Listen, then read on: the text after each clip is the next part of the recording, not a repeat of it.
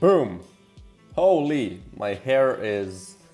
I look so goddamn, how do you call it? It looks like I need some help.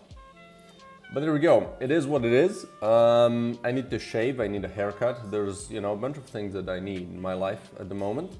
But it is what it is.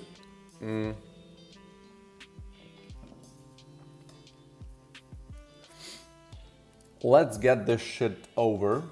And what? Let's get this shit over? I don't even know what I meant by that. But what I do want to do today is finish this guy. I think I've made all of the enemies now. This is the thing that I've been working on yesterday evening. Evening? Yeah, I think evening is correct. So these are the enemies for the second biome. At least that's the idea for now. I'll see if there needs to be any changes. A guy in my server commented that this guy looks fast, which is kind of funny because they're not really meant to be fast, but they're absolutely right. They do look fast. So I'll see if it makes sense for what I have in mind for them. And they don't need to move fast, right? They do look fast though. But they can also just, you know, maybe they're gonna have an ability to kind of run away from you, you know, in a pinch, right? But anyway, let's work on this guy. So we've already made the walking animation. We have the hide and the idle. Now I need some sort of an attack. And I've been thinking about this. I think they're just gonna kind of roll into you.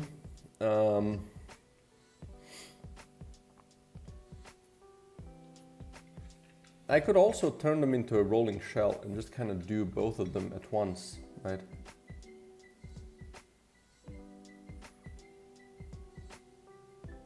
I can use this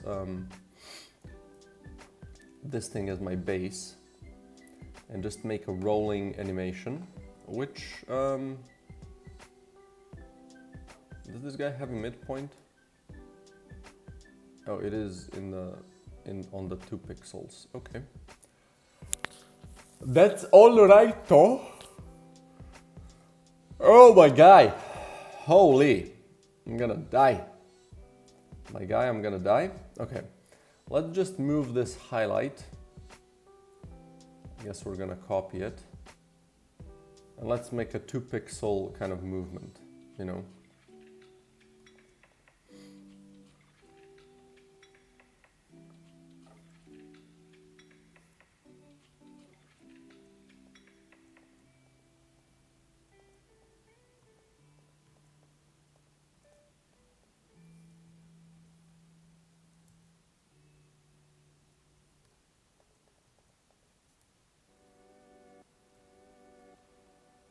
We're gonna make a Koopa shell animation, essentially.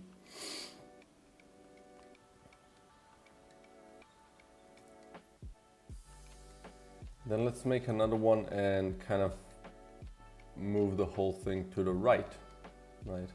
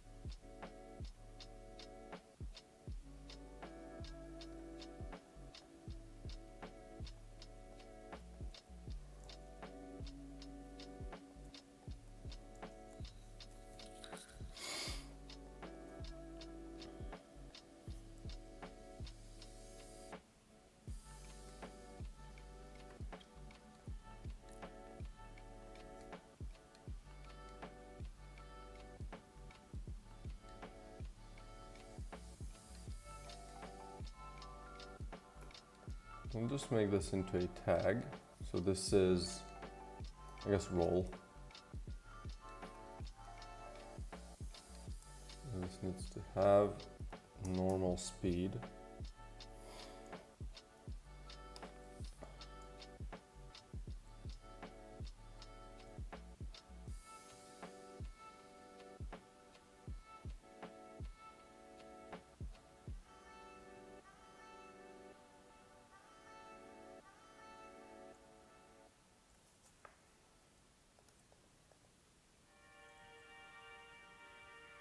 Maybe the movement needs to be bigger.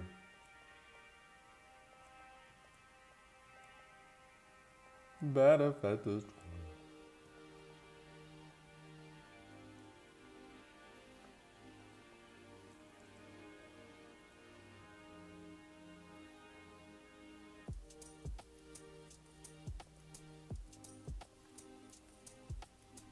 Oh my god, what did I do? What did I do? Oh no.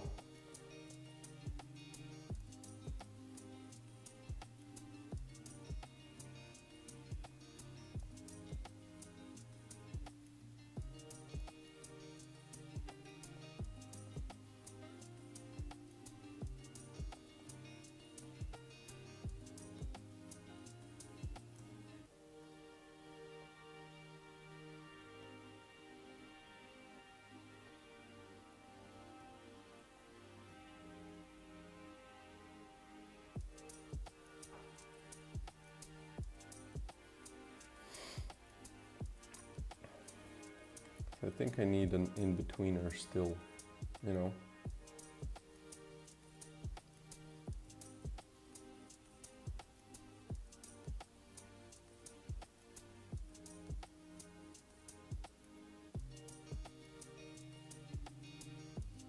So I think it's gonna be similar to this frame, but it's gonna be like flipped, and it's gonna have just a flat back, right?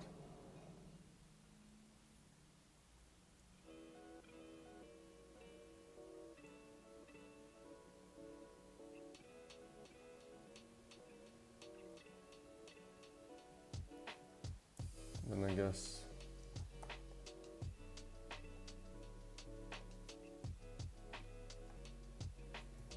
we will be just kind of flipping the thing.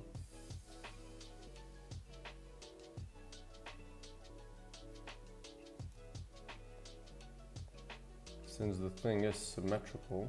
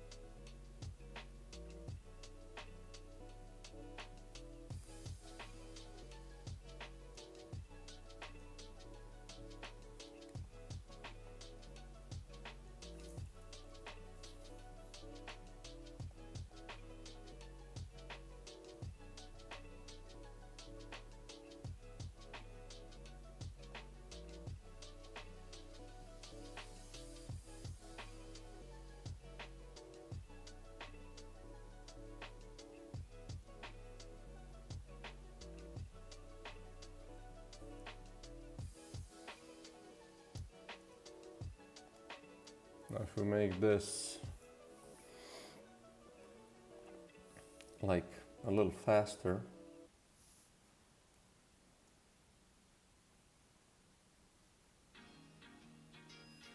there seems to be a little bit of a weird thing on one frame, and specifically between these two, because the movement is a little smaller.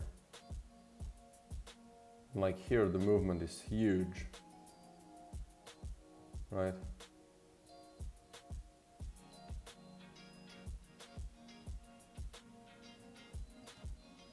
It's like this frame is,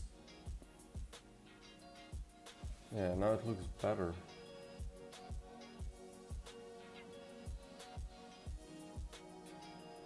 Interesting. So let's make it back to 100.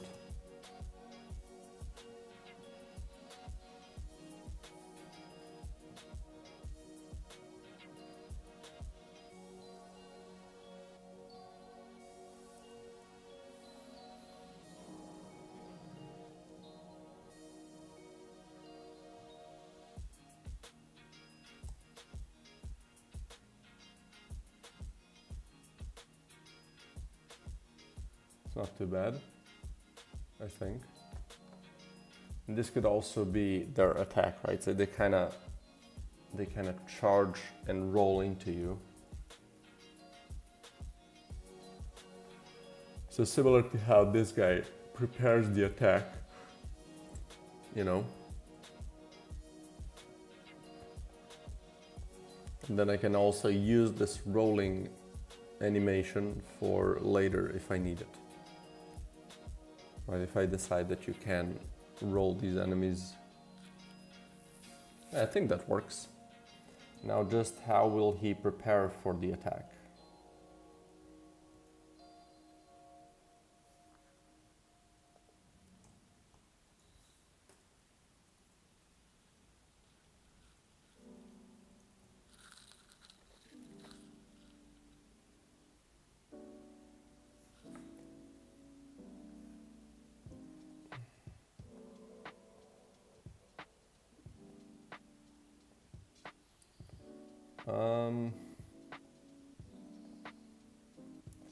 I guess it is going to be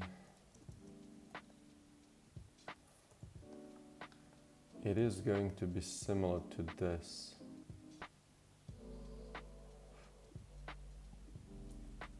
So we can try to use the fact that we've already done this.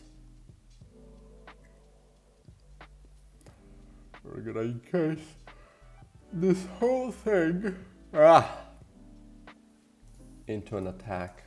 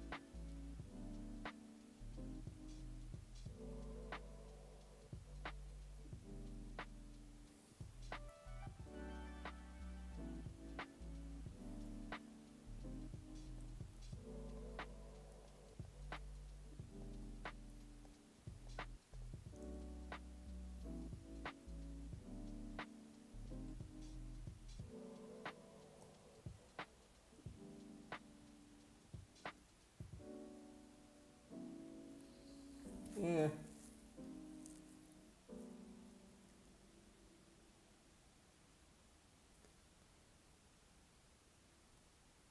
I could also like have him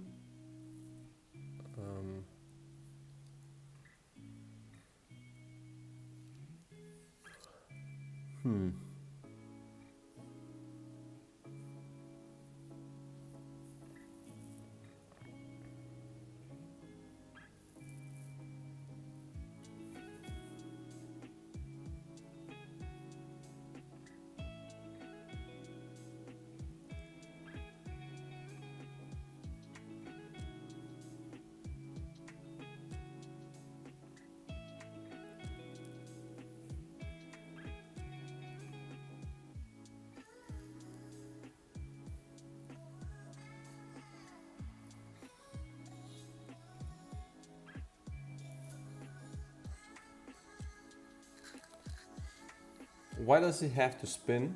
Who knows? But like,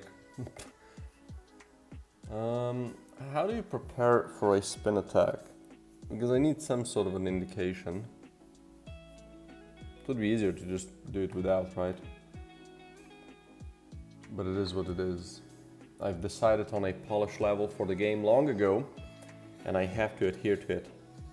It is what it is. Okay, let's delete these because they're just kind of messing me up. So how would this prepare look like?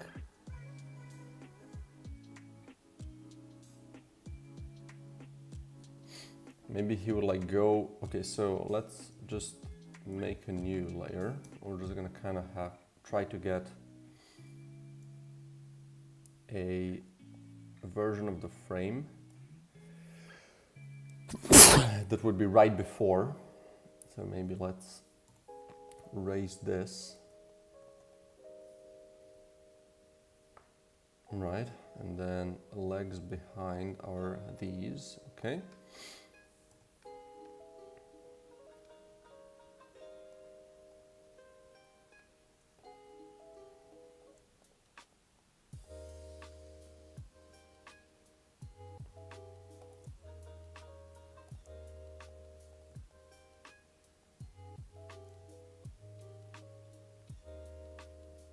You know.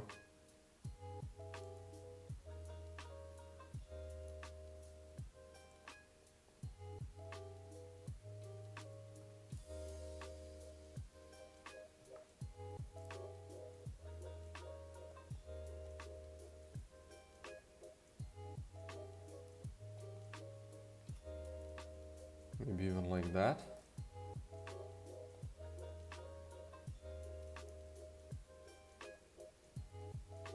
That's better.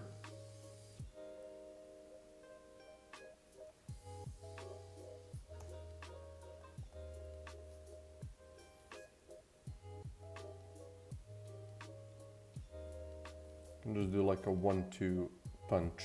So we would exaggerate this one a little bit. So maybe just like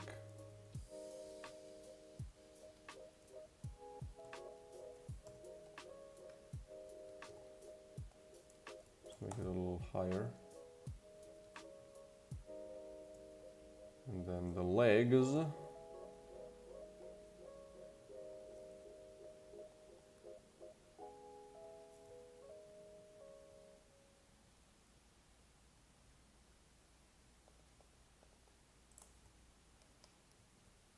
And this frame would kind of stall for a bit. Let's also stall this one. And then we just need one more frame where he already goes kind of lower. So like this.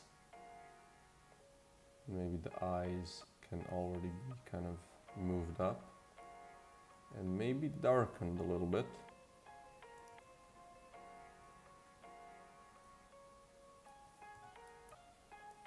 And then we have legs behind.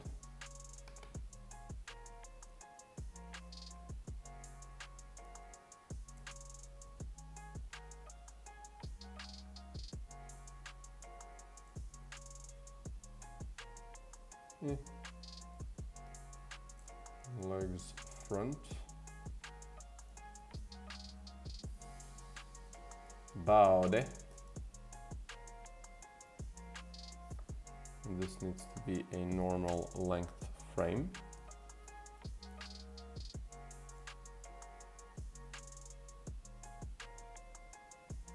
It's kind of funny.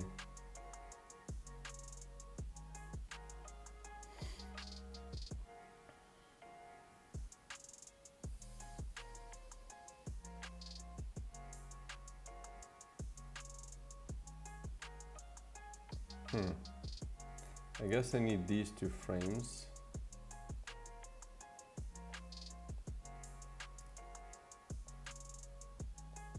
Right here as well. You can just move these to the end. Right, so this can be my rolling, and these two can have an effect as well.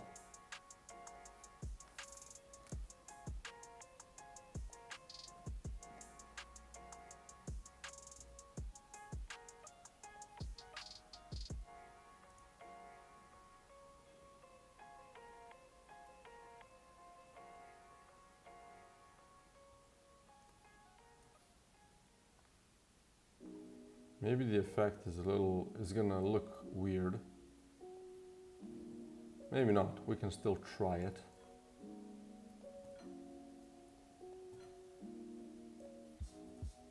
But the body will definitely need to do a little bit of a squish and stretch action, right?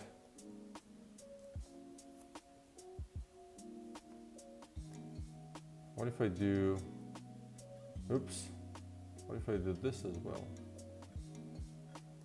No? You don't want to play?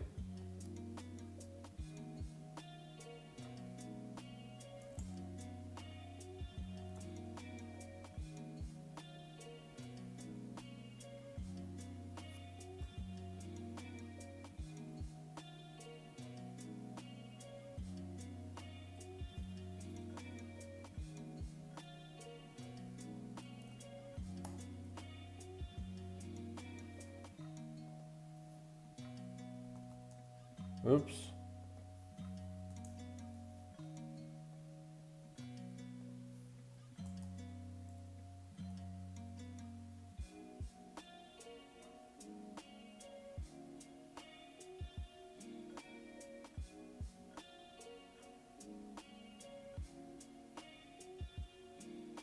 I mean, yeah.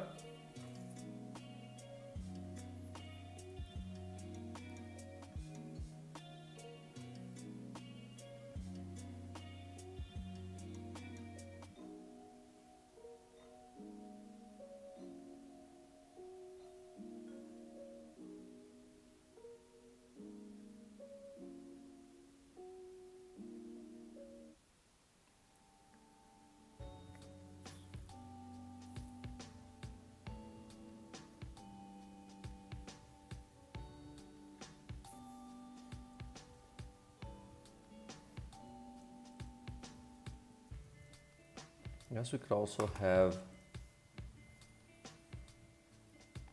a separate, like how it gets out animation.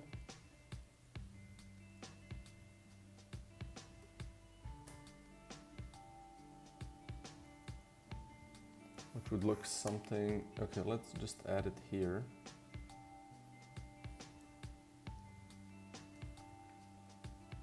So we'll just do body. Kind of still stretch it down, maybe draw some of these, maybe bring it up a little bit, do a little bit of this, and then legs, just kind of delete all of them.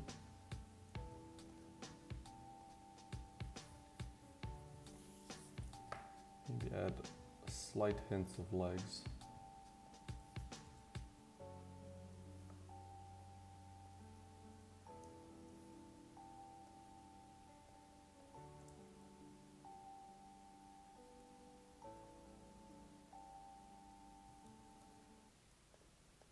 And then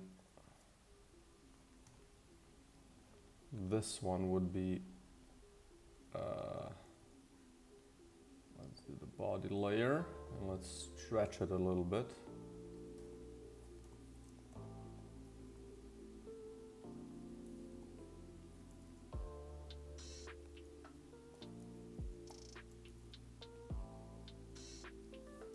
And the legs would go out.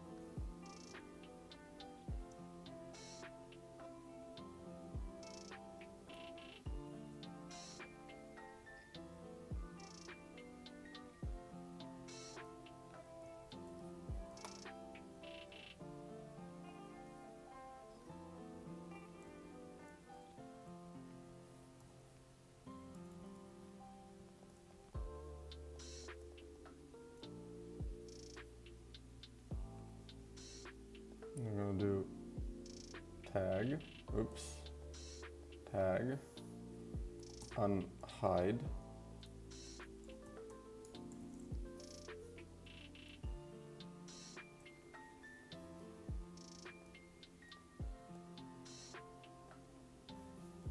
$100.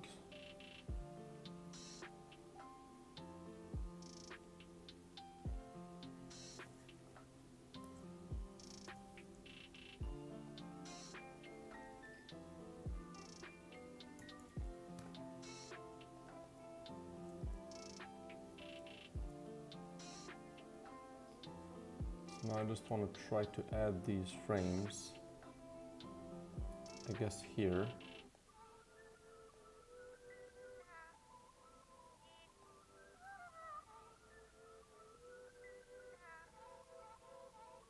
Yeah.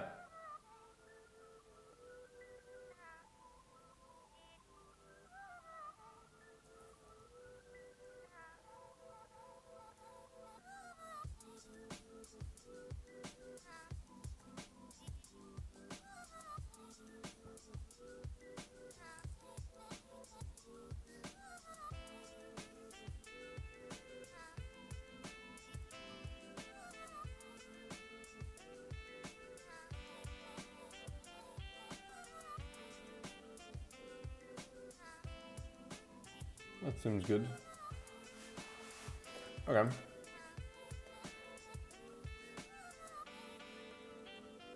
Now we just need the shade, I guess, which I don't have, interestingly enough.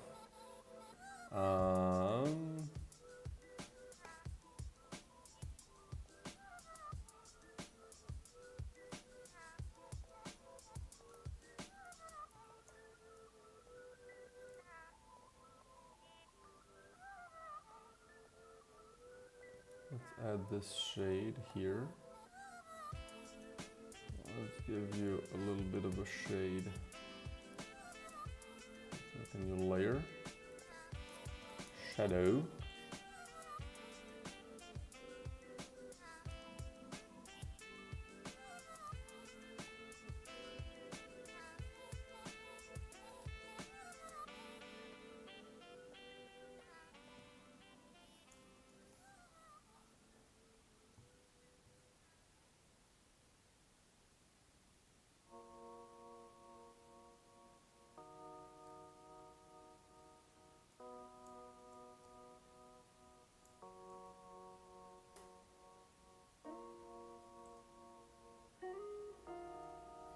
Yeah, that seems good. So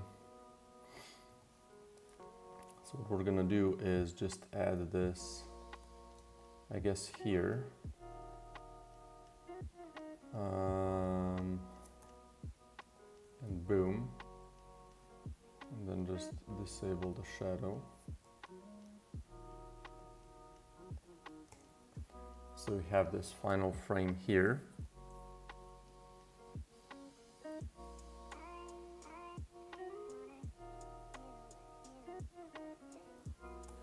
And then we just need some dead bug sprites, right? Which again, I'm pretty sure I should just use the ones that I have for my previous enemy. So let's find them here. Enemies. And then a smaller enemy. So yeah, these are the ones that I'm using here. And I do want to have a good variety of them since there's not a lot of them in the game, right? So it's nice to have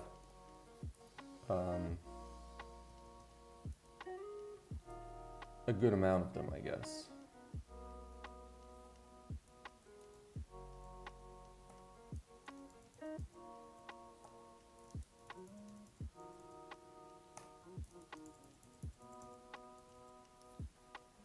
There we go. So here I have some ideas, right? Just color over them, perhaps.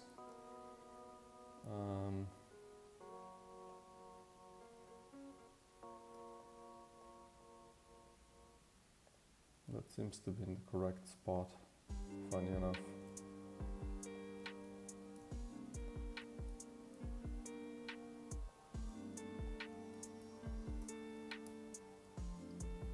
Is this all turned the wrong way again?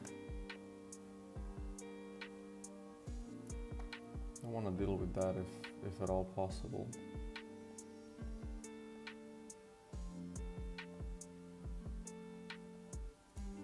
Huh, why did I turn them like the death sprites? Why did they turn the other way? That's strange.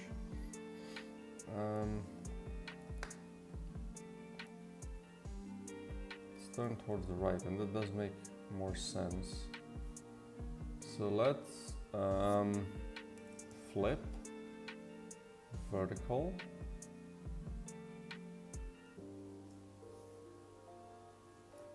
But I want to do this to all of them.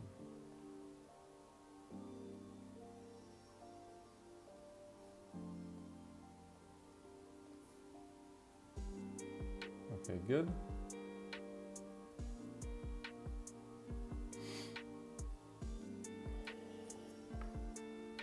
So the first one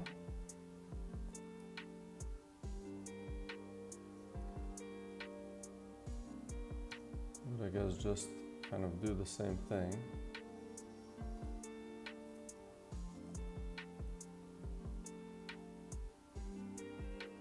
And then just have, I guess, what I can do here is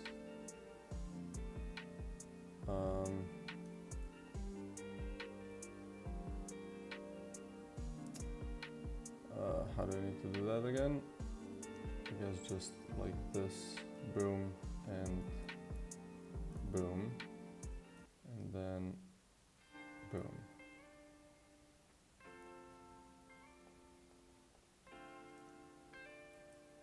There we go. So now we have this whole thing here, and I can go fix them one by one.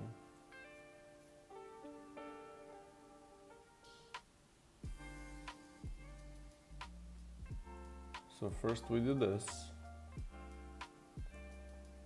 This can be like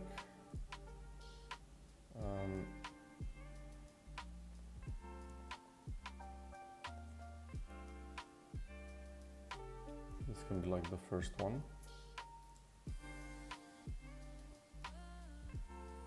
So another thing that I can do is just move these a little bit.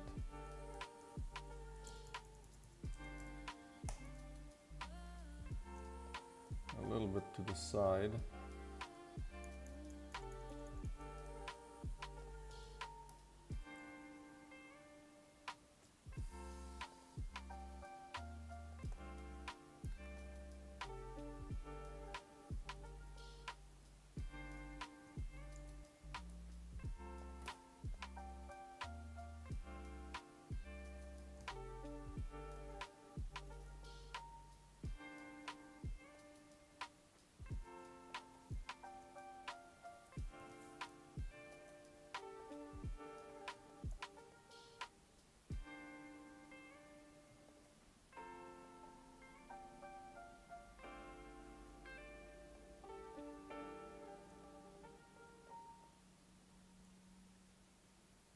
So there's another one.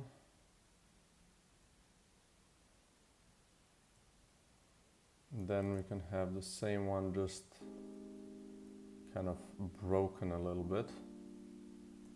So we can maybe do some of this.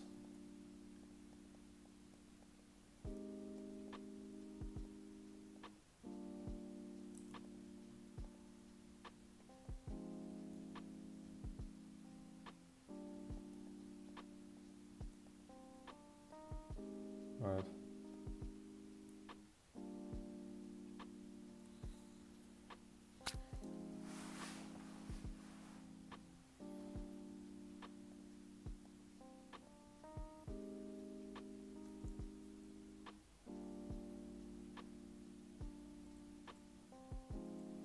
And I do love that one as well. So we will be doing this one too. So what I can do here is just kind of lower this part.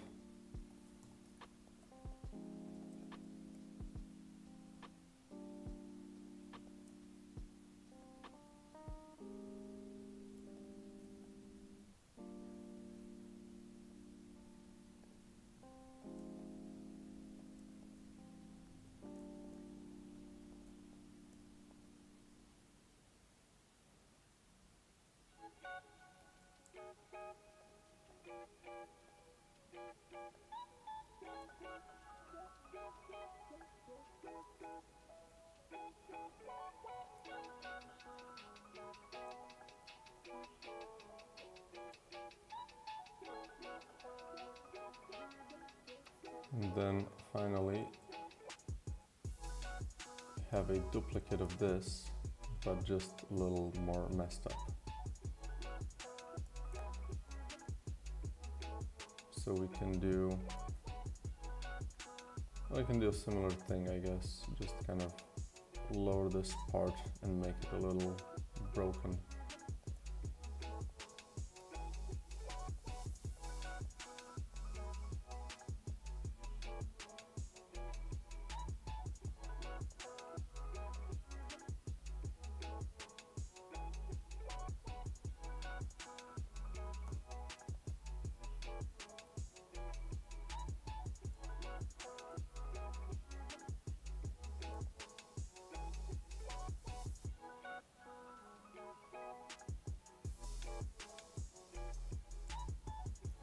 So we could still kind of push this whole thing down a little bit.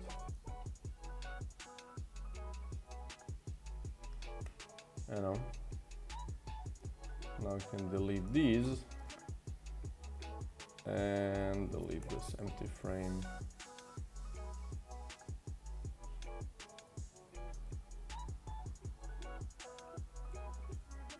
There we have a couple of dead enemies. I think that's good. I also don't need this one. Although I did like whatever I did here.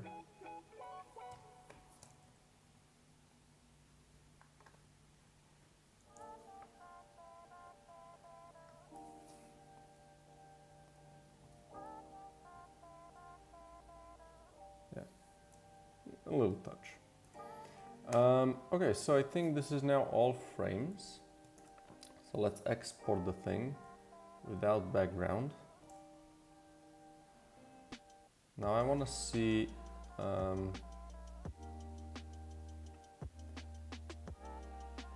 do have a couple of duplicates, but yeah, I do want to have them. Okay, so let's open a sprite sheet. And how many frames is this again?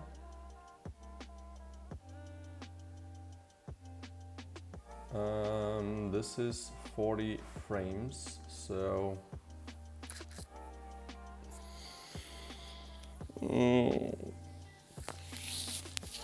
it's 8 by 8 is the smallest amount. Okay, so let's do canvas size. We're gonna do this times 8,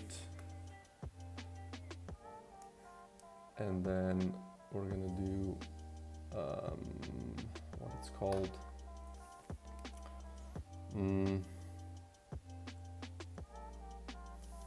View and grid settings. We're gonna do width of 256 and height of 32. There we go.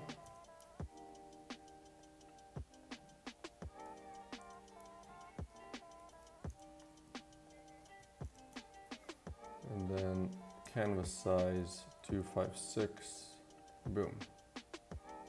And there we go. And this is going to be a critter dot png. And ice, and we can drop this guy in.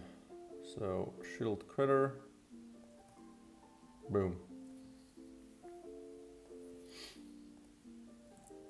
And now set these things up. None, point filter, apply. Open le sprite editor. And we're gonna do slice by, let's just do size. And we're gonna do custom pivot on a half and a quarter on the y-axis. So that now creates a nice lid at the bottom, boom. And we can go and add this into the game. So let's go to frickin' Prefabs. No, I need scenes. Or do I? Yeah, let's go to the main scene. And let's see. Player.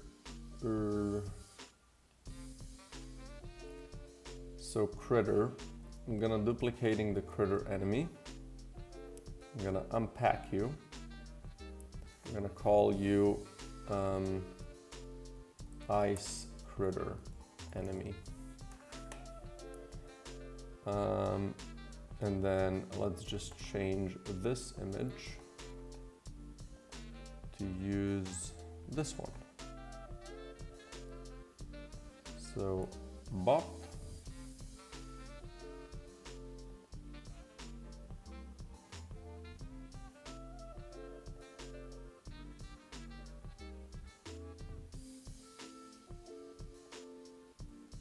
Okay, and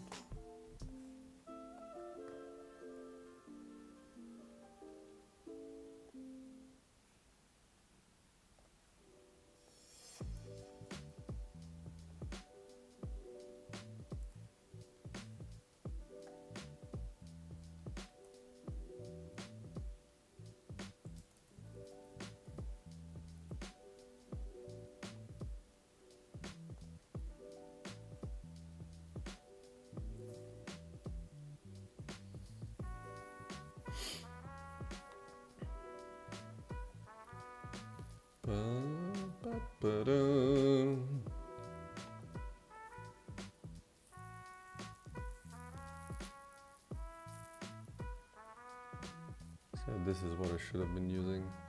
So dumb. There you go. You learn, right? Okay, that's that. What do I need now? Well, I need to make animations. So, let's see. We just have the action num and move speed. Good. So let's remove your animator. Let's create a new clip. Animation. Enemies. Biome 1. Let's just make a new folder, ice biome. Really? Oh, there you go. Let's do the ice critter. We're gonna do ice critter idle. We're gonna have 10 samples per second. Per. Let's animate this, drop this in, okay, drop this in. And the idle animation is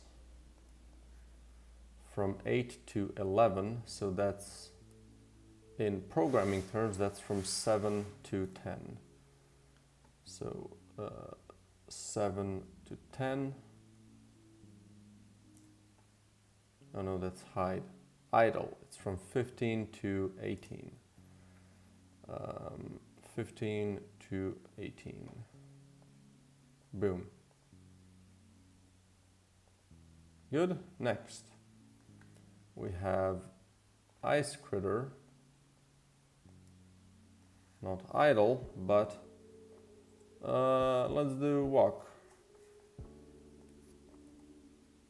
10, record, drop a random frame in.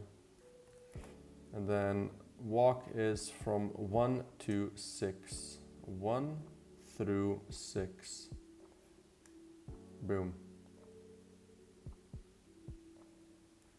They can be a little slower than the first biome enemy, now that I'm thinking about it. Okay, then let's do hide and unhide. So new clip.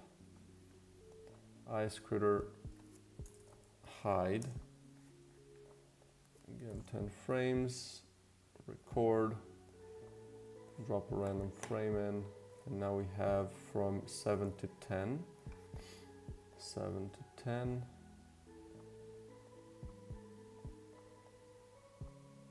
I guess it only has these three, right? And then we're gonna do another one.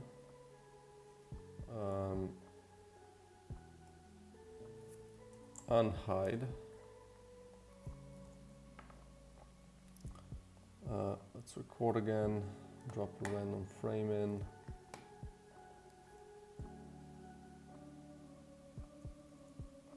We can do 12 or 11 to 14, I guess. 11 to 14. Boom. Okay. And then we have idle we have. Now we need the attack. So let's do attack start. I'm gonna have this be at 10 again.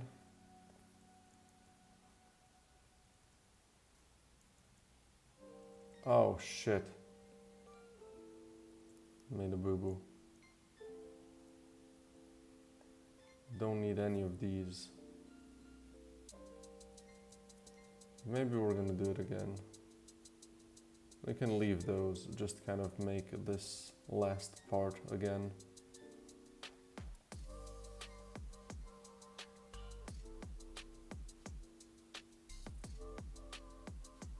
Or you can just delete them now.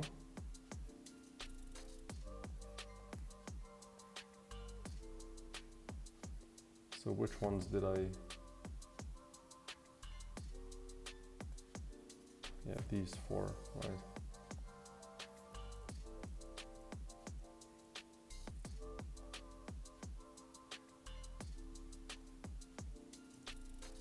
Four or five? I've deleted 5 of them, so this one also goes.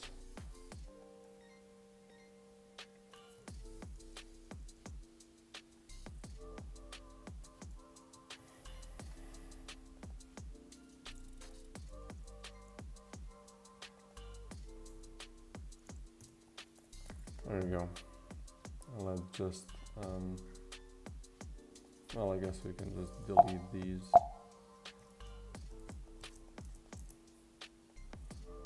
Let the whole thing still stand properly. So, start attack.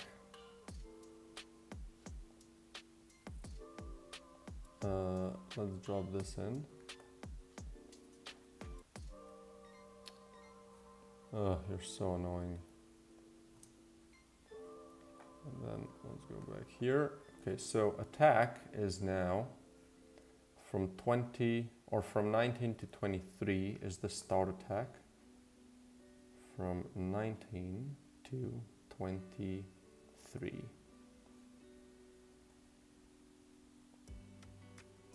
Yeah, okay.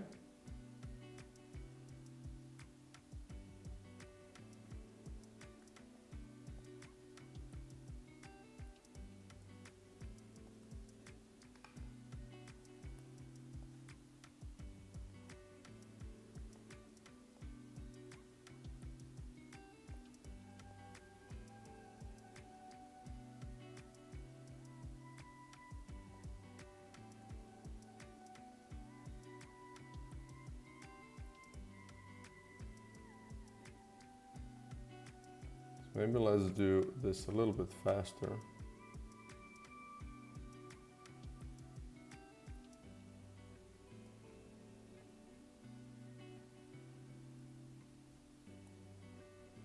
And then we're gonna do kind of setting the attack here, but like we can do that later.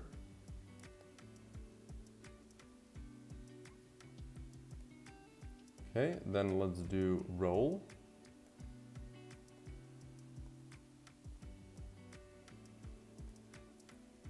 Oops. Roll.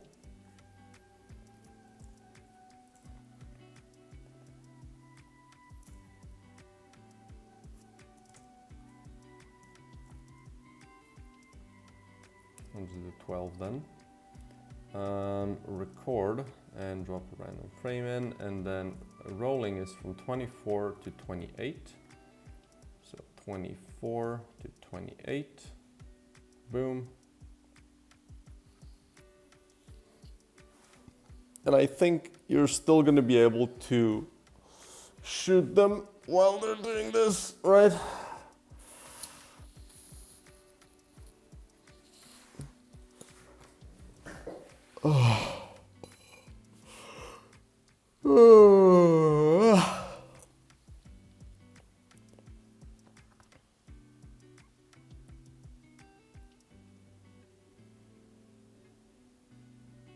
Okay. I think that's it as it comes to animations.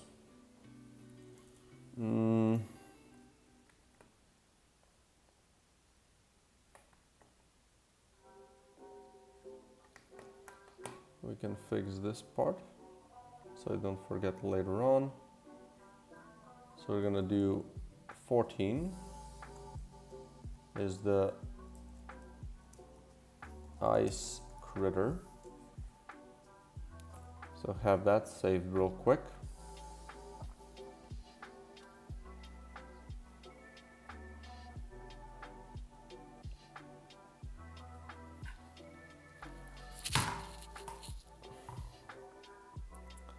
Boom. And then, yeah, the small enemy, we're gonna kind of copy this here. It's gonna be ice critter. We're gonna open this up and call it ice critter. There we go.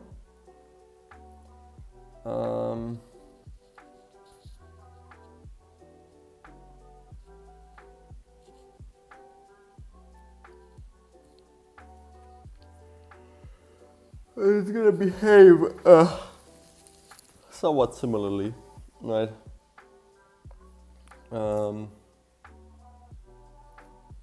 So here, let's also add an integer action num. Let's add a float, which is a speed modifier. And I'm pretty sure that is how they're called, right? Move speed modifier, no?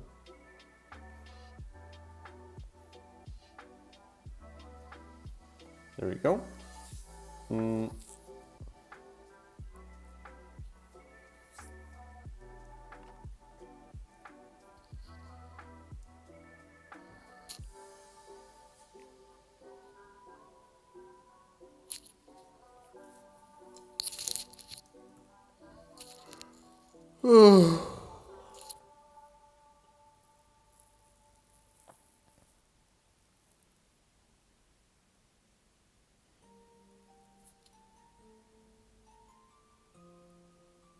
I'm thinking like how much animations I need to make. Right, this is like for this one I just need the moving. I mean, idle is fairly simple, so I might as well do that even though it's never used. But yeah, the movement and the shooting. Like this one had movement, idle, and then attack and roll. Like this one is done. I might do the rolling animation for him as well still. Just need to change the colors of it as well.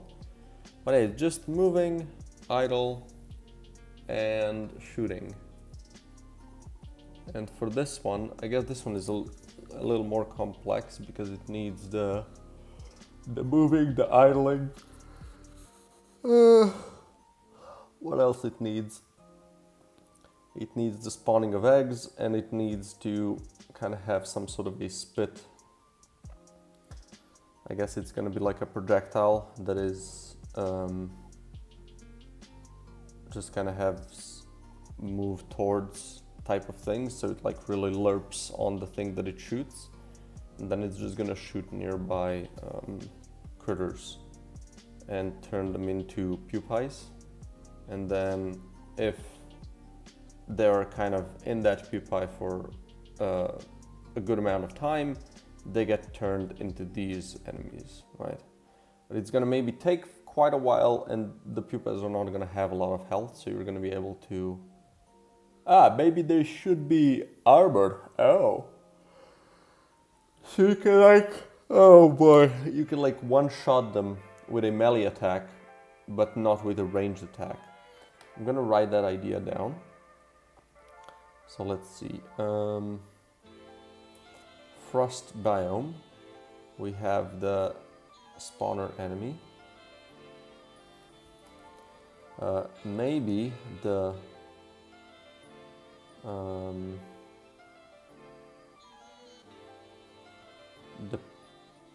maybe the pupas could be armored,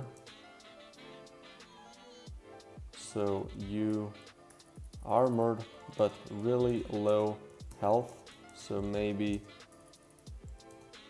1 or 2 melee attacks would be enough to kill them, but they would be immune to damage from bullets. I think that is kind of cool, right? And it also makes the thing a lot more target priority type of thing. So you need to like get to them. And you can still kill him, right? He's not going to be armored. Like this guy is going to get armored when he hides. This guy might be armored at all times. Or maybe just not while shooting, but I think he's just going to be armored, right? So it's going to be a high priority target. You're going to have to get to them, kill them, and that's about it. This guy, again, is only going to be armored when he hides, same as this one. But additionally, he's going to heal, so it's going to be really annoying. And yeah, this one is not going to be armored ever. He's just going to spawn the pupils that are going to be armored. So I think that works well. And then I think for the mini boss, like I do have this one drawn as a big version, which I think would be cool if he just kind of rolls around the room and you know you have to dodge it. But I kind of want to make a big spider as a mini boss. So like how big is the mini boss? Right, this would be right, this is now not, I mean, it's separated. So let's do a little bit of this then.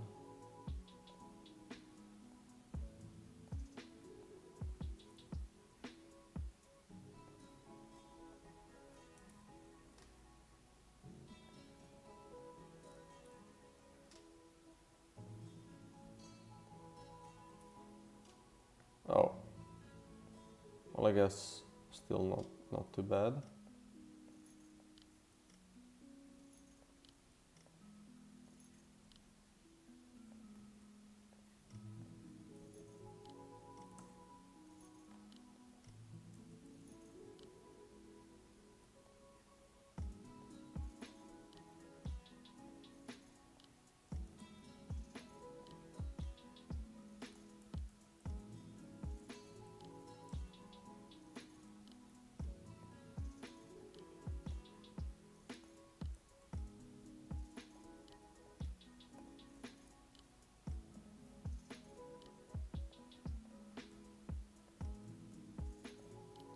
Okay, so this is now in one layer.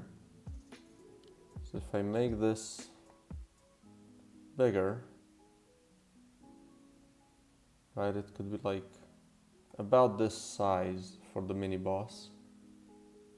Where's my player reference? Here it is.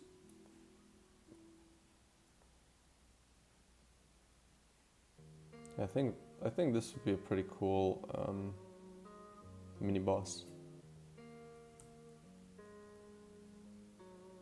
Let's save this one because it's the non-split version.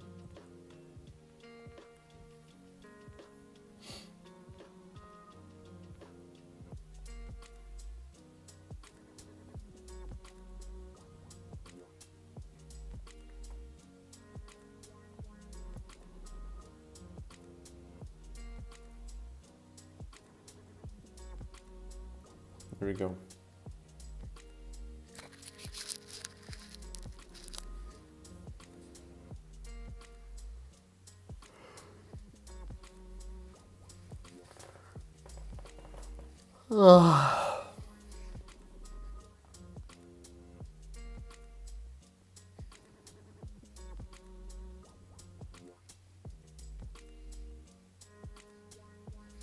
Okay.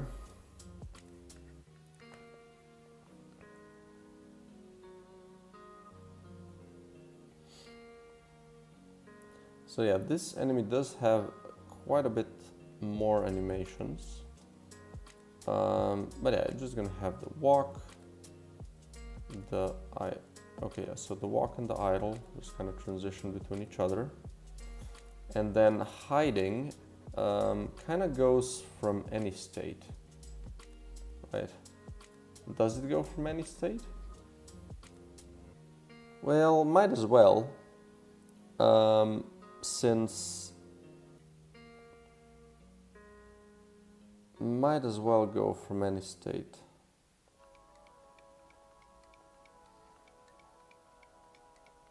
What? No. There you go. Because it's gonna go either from this or this, so it might as well just transition from any state. And I'm just gonna check, like, if you're in the middle of attack, you're not gonna be able to. So speaking of which, we're gonna have the attack. That's gonna go to critter roll, and this is gonna go into unhide, and then back here. So from unhide, we just kind of do just with this.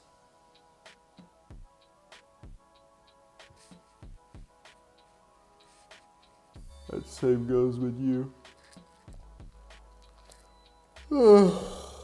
Holy. That's about it.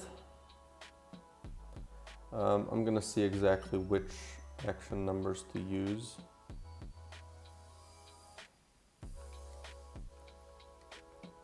Like idle and walk is 1 and not 1, and attack is 2.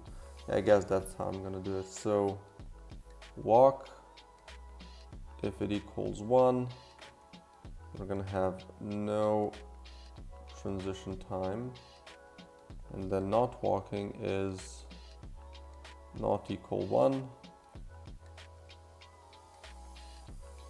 and then we're gonna have attack start is gonna equal to 2, and then transition like that, and then here we're gonna do, let's just do not equal 2, and here we said just with the delay or with the duration, and then when it's hidden,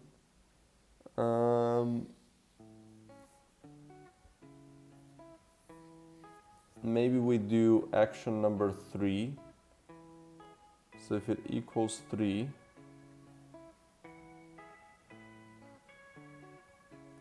and then can transition to self is going to be false, and then this is also gonna not loop.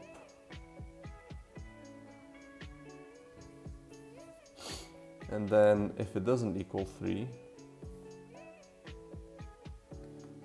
we're gonna go out of it. That's about it.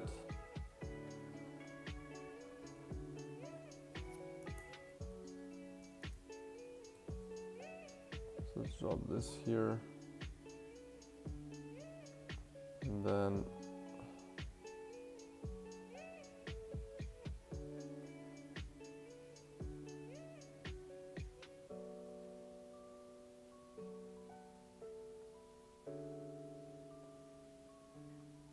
boom. Now we can remove this.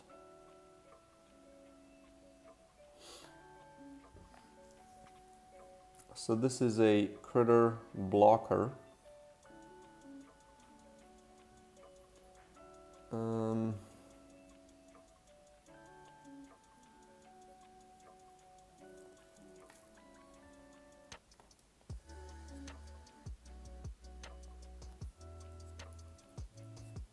So ice critter.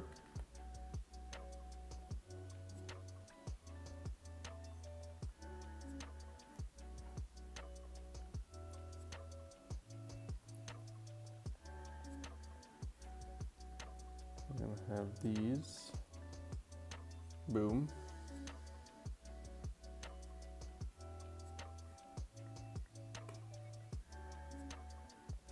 So that's that.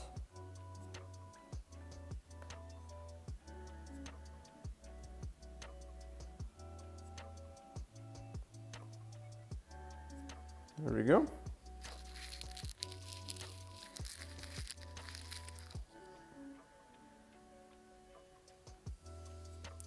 And then these I kind of need to figure out if they make sense when I'm gonna build up the code for it. So these stay the same, I'm pretty sure. I think the movement's gonna be a little lower.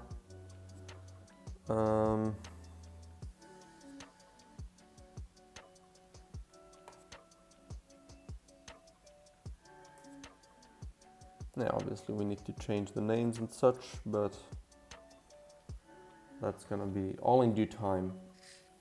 I think I'm gonna do all of those at the end. Right now I'm just gonna use duplicated names, but later on, this is the good thing, right? I'm in no rush to like make a single one and polish it up. I can just kind of take my time and do them one by one properly.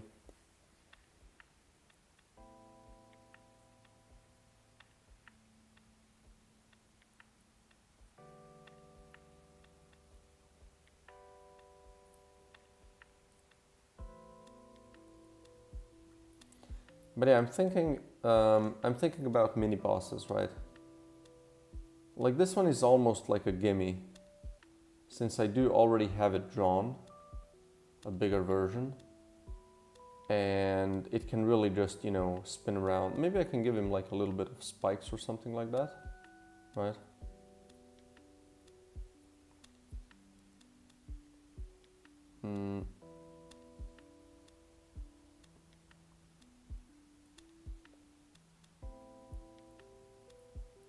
And like he could hide into his shell, and from this hole these little dudes would come out, right?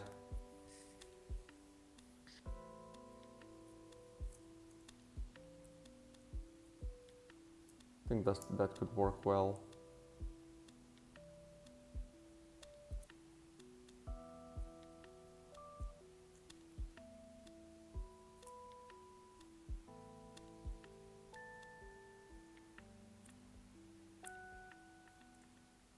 What else could he do? Well, he could spawn the little dudes, he could spin and kind of bounce around the walls or bounce around the room, which could be really hectic to dodge, but you know, why not? This one would obviously also, this one like could also be a big boss or like a mini boss, and he could like have a ton of, you know, shots of mortars around the room, and you would have to dodge, like walk around to not get hit by them.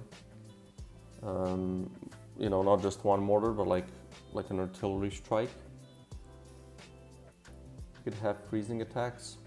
Yeah, the freezing is something that I haven't yet decided on if it's gonna be in the game or not.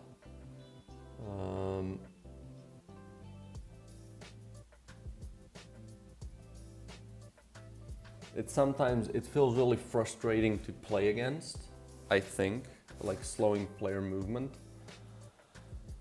But it does seem like something that, you know, would make a lot of sense. One thing that I've also like haven't decided yet, is this really going to be an ice biome? Because like I don't have a lot of ideas for what exactly this ice mechanic would be. Like I said, I'm not yet sure that the ice is really going to be a thing. So it could just be like crystal caves, right? I can completely swap out the colors and just make them be something else. But yeah, here's something that I'm still kind of thinking about. I'm also thinking in terms of like if there's gonna be some stuff that maybe okay, so here's the idea. I'm thinking about making different biomes unlock different stuff, right? So you'd have 3 different upgrade or leveling sliders, 1 for each biome, right? So there would be, it would be good for you to play all of them, so you kind of progress all 3 bars and unlock new stuff for each of them, right? Because right now there's just 1 bar, and there's a absolutely reasonable chance that it stays like that. Just keep it simple, right? But another thing is, it could be interesting to split that into 3 different upgrade sliders and have them be different for each biome. And then I'm thinking it would be kind of cool to have, let's say there's some effect that you get in the fire biome that is really good in the ice biome, and then an effect that in the ice biome that is really good in the, you know, mushroom biome, and so on, right? So there's like some interconnection about, you know, I don't know. They should be obviously avoidable. Slowing movement as punishment doesn't seem like a bad idea as long as the player can... Yeah, no, sure. There's nothing wrong with it, obviously. And yeah, absolutely. Like at the end of the day, it's just a skill thing.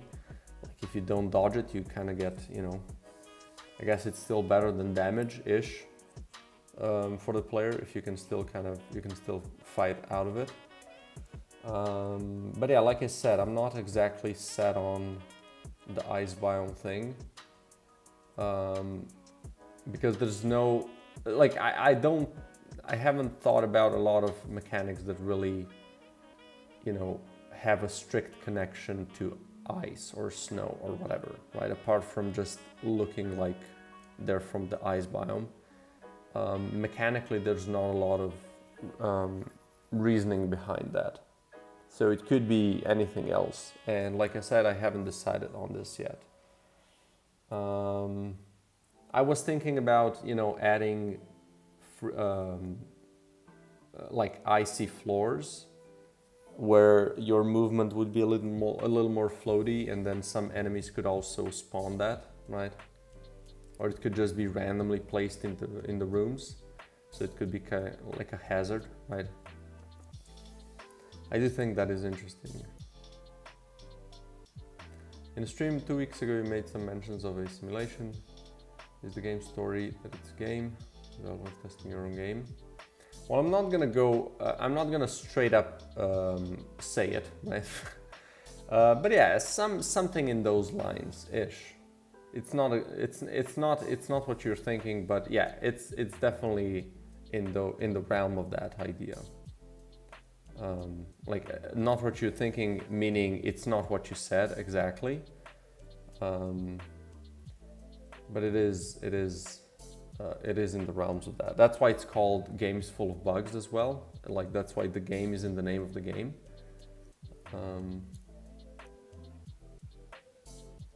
Yeah, exactly, right? So there's a lot of meaning behind the theme of the game and the name of the game, and I'm trying to incorporate that into these things a lot.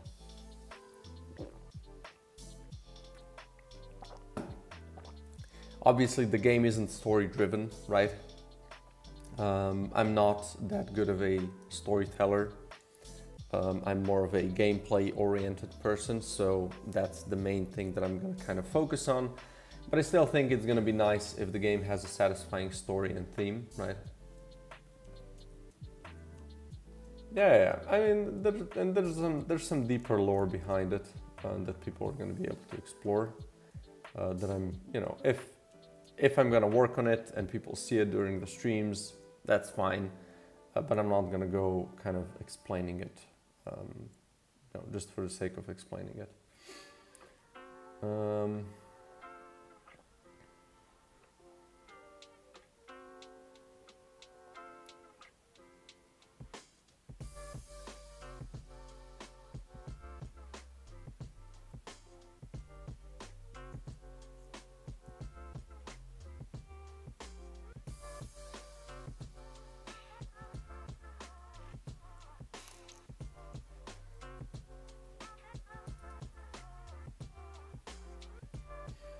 Okay.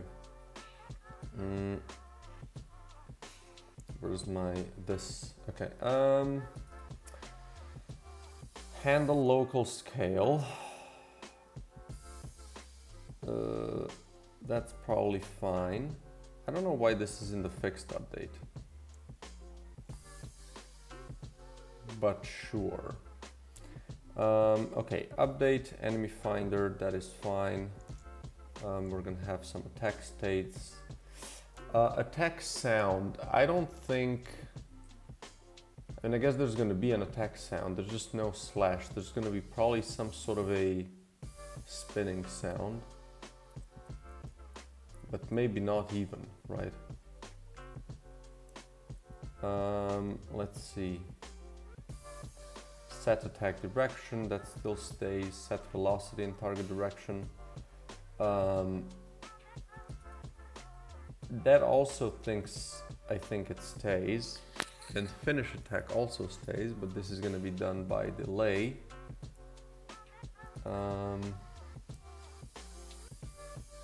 Frenzied. How does Frenzied do? Is it...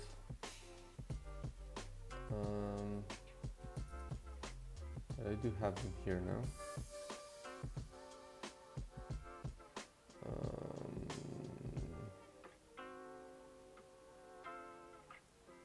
No. Oh, yeah, no. Here. Frenzy. Chargers attack 50% more often. Yeah, so this is not going to be the case for this enemy because it's not a charger, it's a blocker. Play attack sound, play attack slash sound, attack wall event. Yeah, that still probably stays. Huh.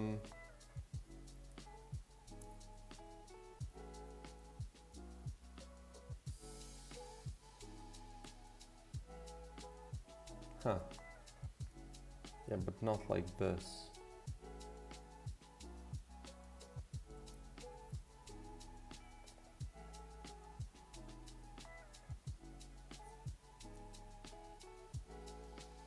If the story is along the lines of simulation, maybe the current bug that crashes the game after talking to the general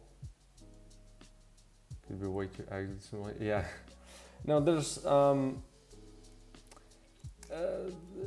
it's not gonna work exactly like that. You'll see. Everybody's gonna see. Like basically the thing is already thought up.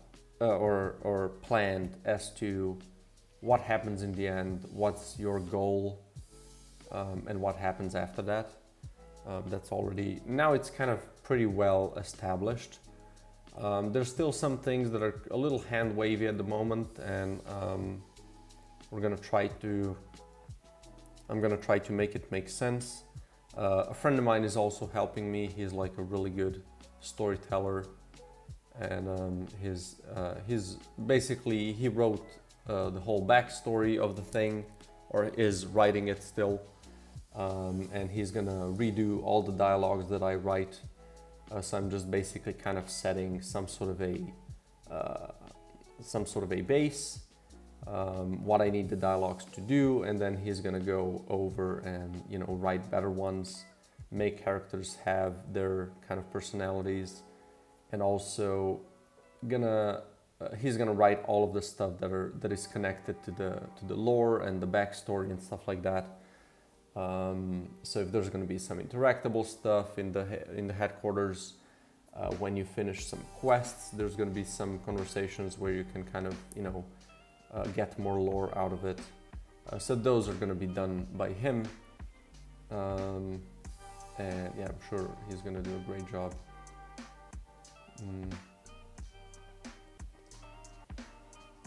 Okay, so how is this attack exactly gonna work? I think, yeah, I already have a shit ton of angular damping, so this is something that I'm gonna need to remove, I think.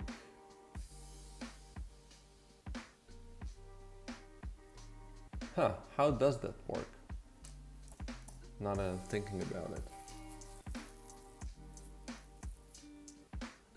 Because I set a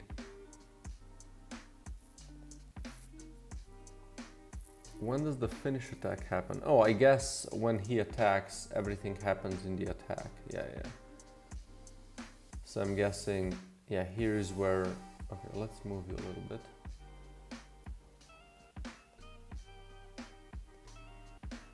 So here's when we set velocity in target direction, and here's where we set velocity again, but we set it to 0. And also attack sounds, and then finish attack. Yeah, so this is going to be a little bit different for me because I have the animation split. But still, I guess this still works. Which is interesting. So yeah, again, we won't have this. Although we could have, wait, strong hind legs could still work, I think.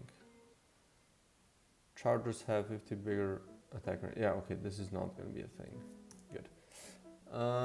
So set velocity in target direction is definitely going to be a thing. And I guess I'm going to have some sort of an enumerator that handles the attack routine, or routine, I guess. We're going to have a routine, attack routine, and then we're going to have enumerator, attack, and here we're going to do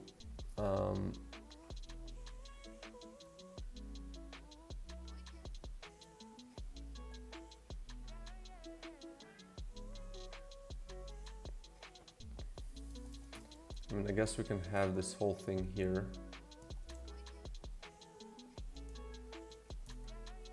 So let's do this. I guess that does make sense. We can just kind of have this whole thing here, right? So the animation starts. Let's go back to this guy.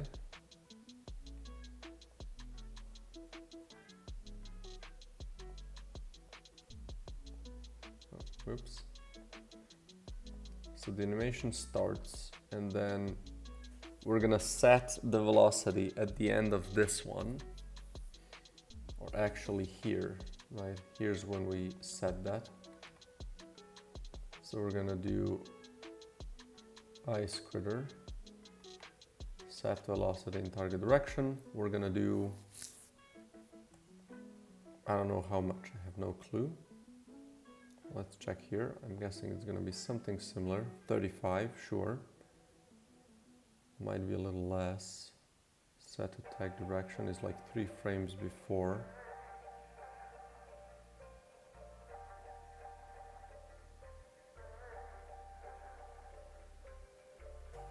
So let's go back to... Wait, can I just copy both of these? And then go here.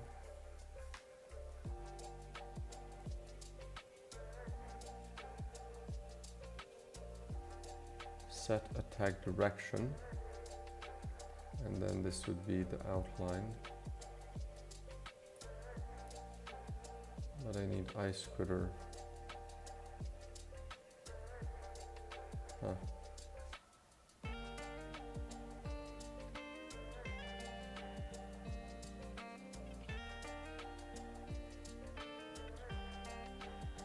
You still have the small enemy somewhere, but I don't understand where.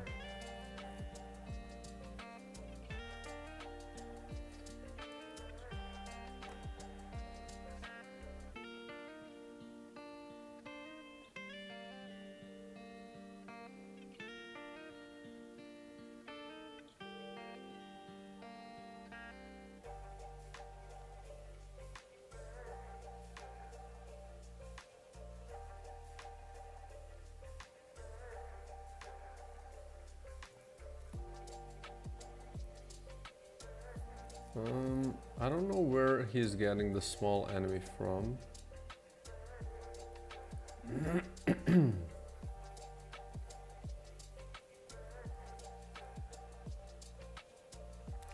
Colored me confused.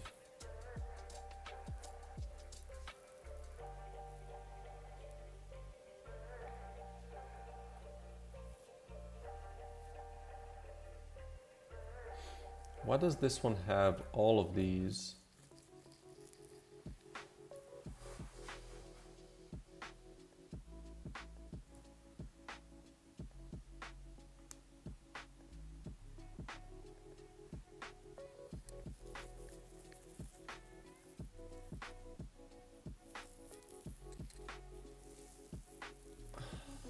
Unity, you're being confusing.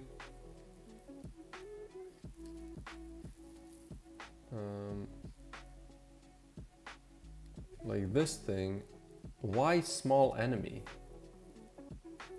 You know, this and this are almost the same scripts. Methods.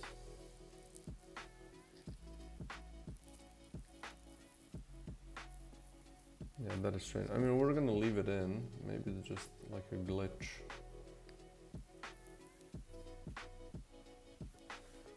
But okay.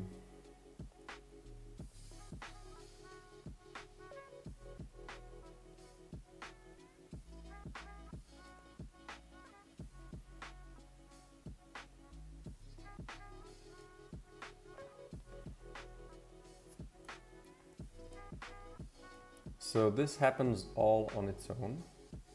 We're looking at this one. So we're just gonna do yield return. Or let's do float attack duration equals, let's say 2 for now. And then while attack duration is more than 0, we're going to do yield return null, and before that we're going to do attack duration minus equals time dot delta time, and then after this we're going to do, sorry, are you the one making the music for games full of bugs? No, the music for both of these games is being made by Mr. Alex Yoder. This guy. He made the music for Crawl game. So that's how I've kind of got to fall in love with his music, essentially. So yeah, I kind of called him up, asked him if he has time for NecroBouncer, and he said yes.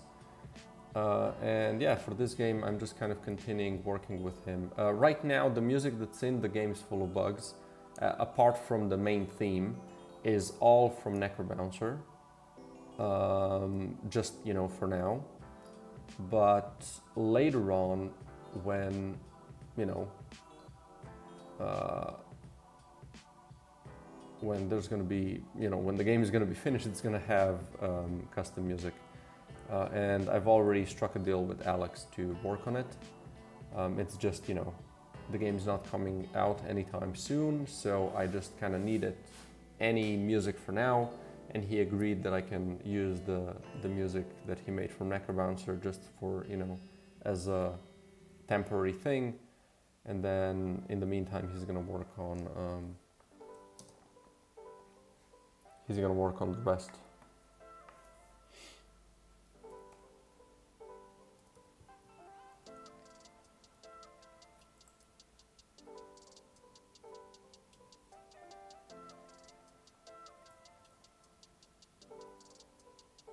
But yeah, love this game.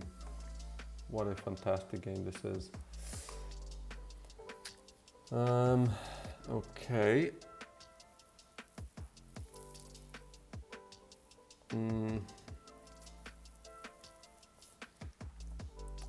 Then I guess all that happens here, wait, the attack is at 2, and then it goes into not 2. So we're just gonna do, that's all we're gonna do. Whoops.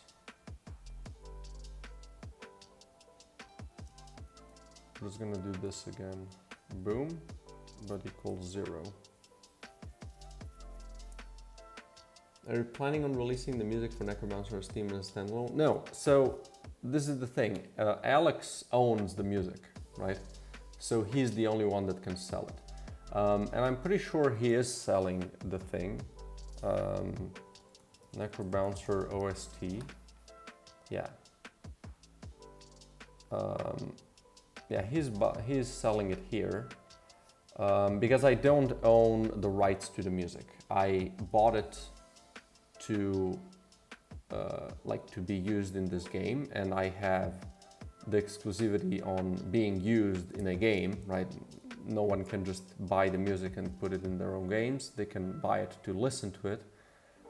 But I basically bought the music to be made for this game, and I can be the only one that uses it in this particular game. But I don't own the music. He owns the music. And this is usually how this stuff works, right? A lot of the beginner musicians, they're gonna be, happy to just work on the music, and they don't mind giving you the rights to the music as well. But essentially, people that are working on music for a while, or they're really professional, they generally don't give you the rights to the music unless, of course, the payment is, a lot higher. So I can't sell the music. I could, make a deal with him that we sell the music as a separate thing on Steam, and then we kind of split the revenue. That would definitely be possible. It's just the way this currently works with Steam, and then with my previous publisher, I just kind of don't want to deal with it. I think it's just fine if people just buy directly from Alex. It's also the best for him, obviously. But for this game, since I'm gonna have all of the control on Steam and on the publishing side and everything else, I might kind of I will probably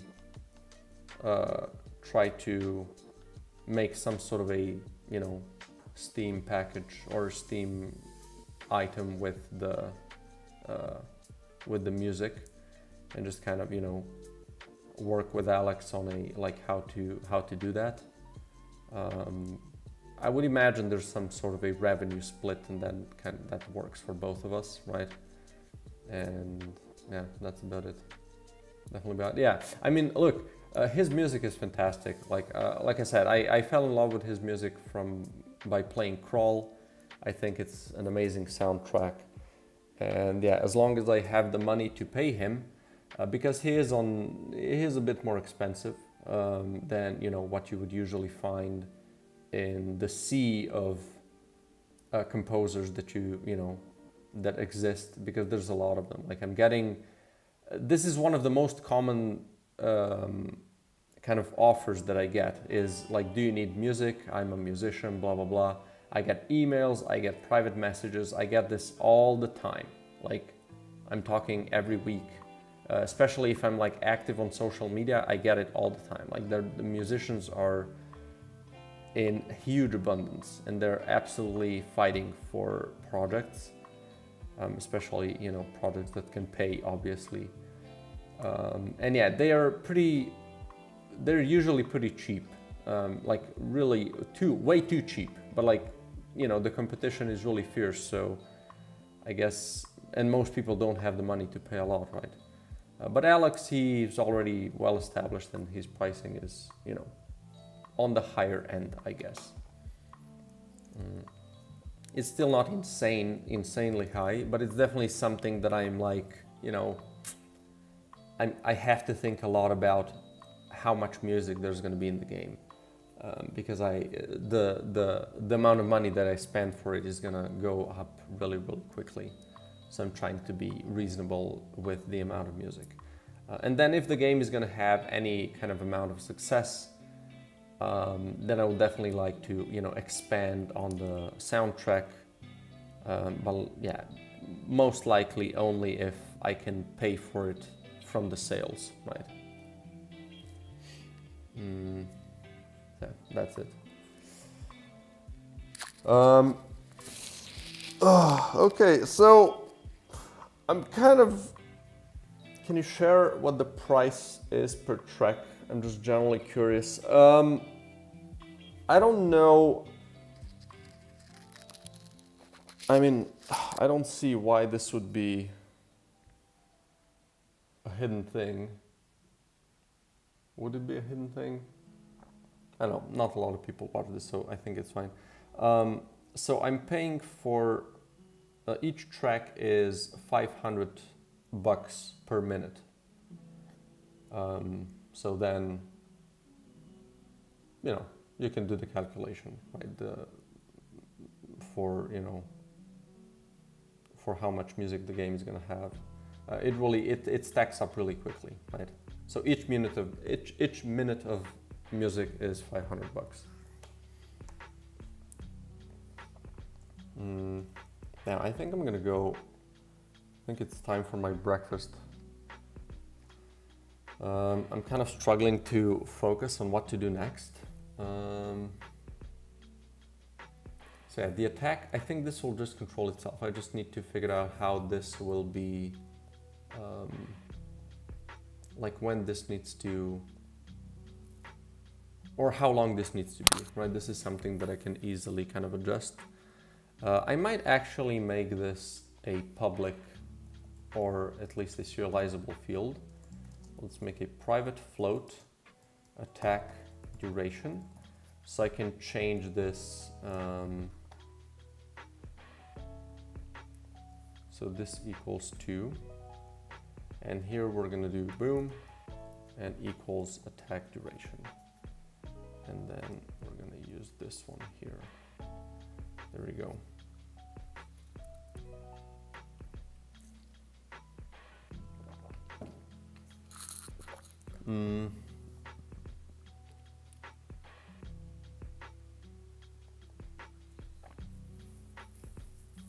So another thing that I need to do is have the attack collider opened. So let's check how big this is. Boom. That is a little big. That is a little too big, probably. So we might make it just a tiny bit smaller. And I think it should be essentially in the same position as this. Huh. Right, we do have this. Do we have any other offsets? Offset. Well, maybe it is already central. So let's just make it a little smaller than... Wait, how big is this? Oh, right, this is different. So let's try 0.5. It's like a little bigger, right? We're gonna have this closed off, and then when he's rolling, I guess we'd already turn it on here. So let's do this, and then we're also gonna do, while we're rolling, we're also gonna have this be turned on.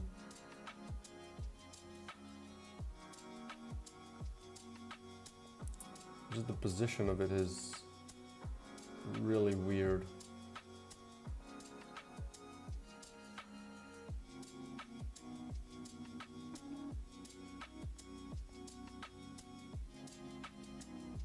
Maybe, can I also kind of put this down for this animation? I can. So let's do that, right?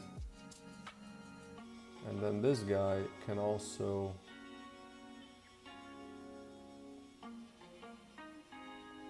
just be here, right? Okay, I have a call and I'm gonna just go have some breakfast. So gonna be back in like 20-30 minutes. So yeah, see ya.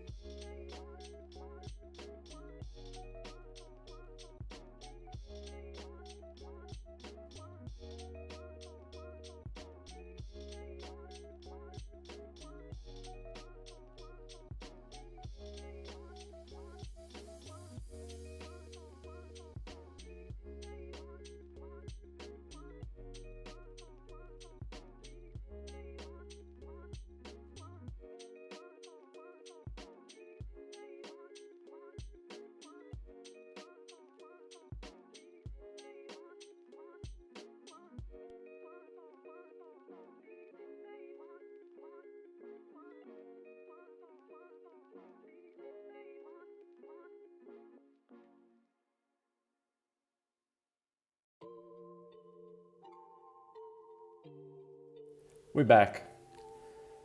My hand is back. No me, just my hand. But there we go. Bunch of baby pictures. Okay, what do you need me to do to make you work? I think I know what, but hopefully this fix always works. There we go. Boom. Don't use.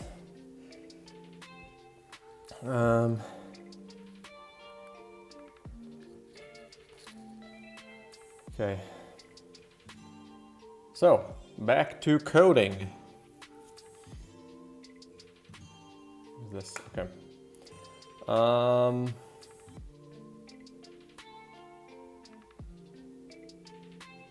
What was I doing? Yeah, I was doing the coding. That is what I've been doing.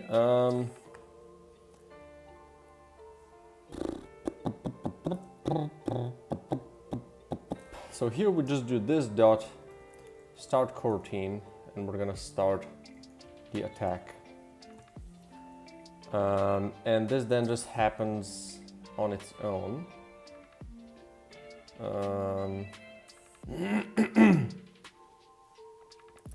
And then the finish attack, I think, doesn't need to happen.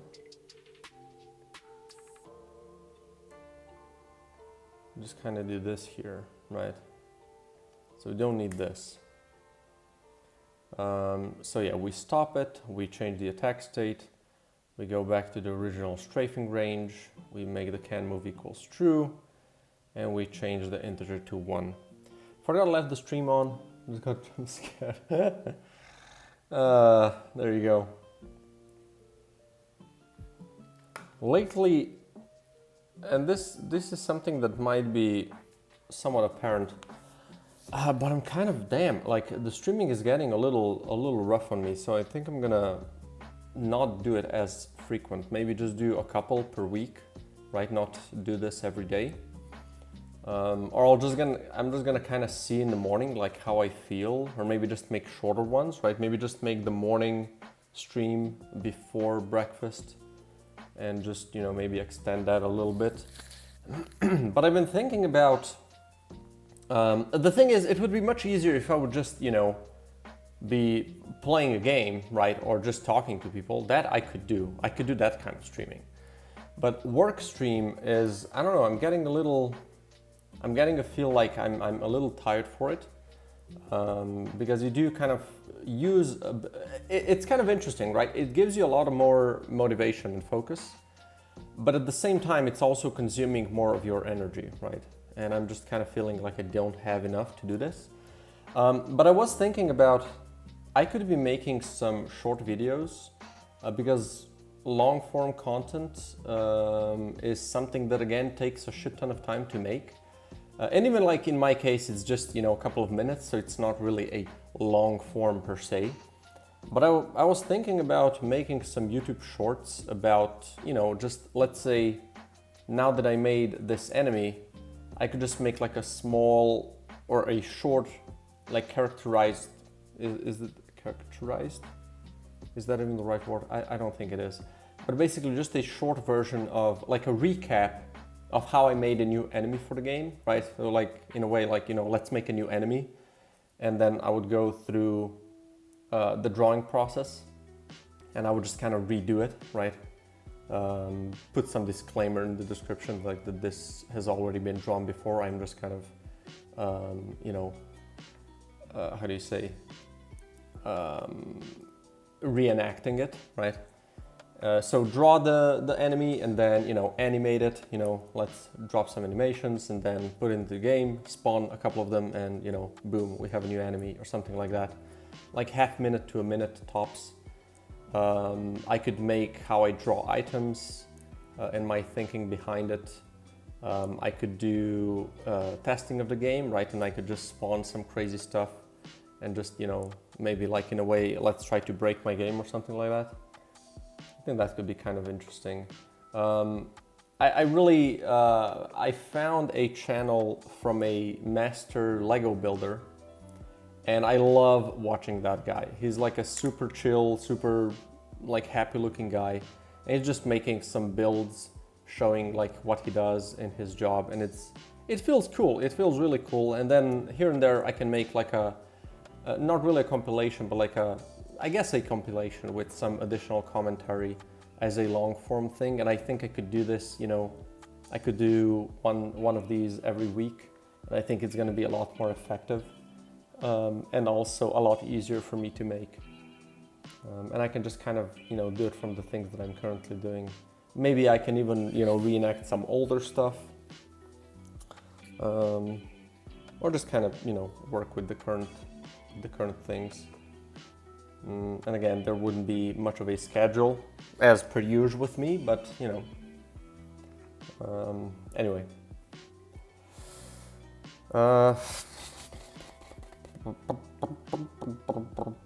Where is it? Where is it? Did I close it? No, I'm just blind. So yeah, this is essentially what I need from him here. And then attack cooldown,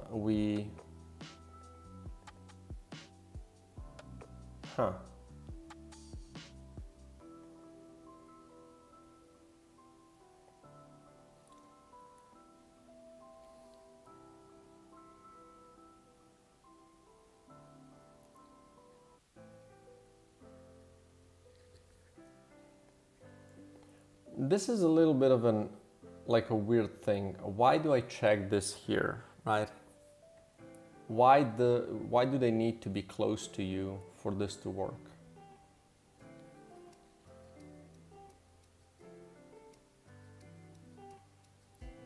No, I guess it does make somewhat of a sense. Save cooldown equals 0, attack equals 1. We do strafing range. I don't know, do I change this anywhere? I change it here to like to 0, okay. And then I have attack state equal 1, and then when you get close, you attack. So I have the attack direction, I have the target velocity. Play attack sound is going to be ignored, this is going to be ignored. And the attack wall event, pretty sure this has to happen differently. I think we just do this thing again.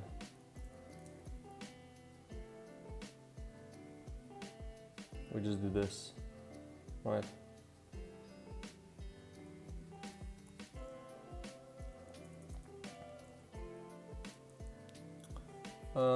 Don't I have like an on death thing? On death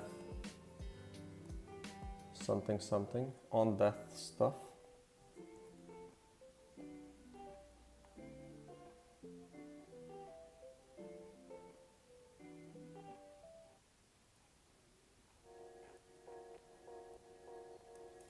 So can I do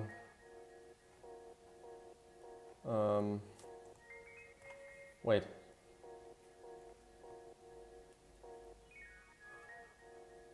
You know, just public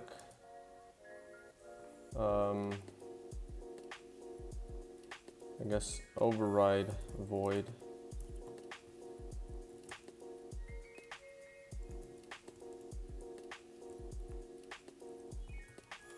and then we would just do stop coroutine.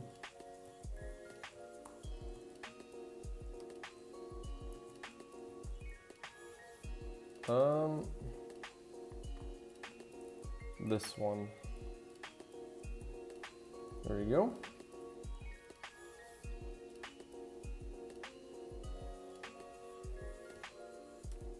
Wait, is this it? I mean, for the attacking, somewhat, possibly.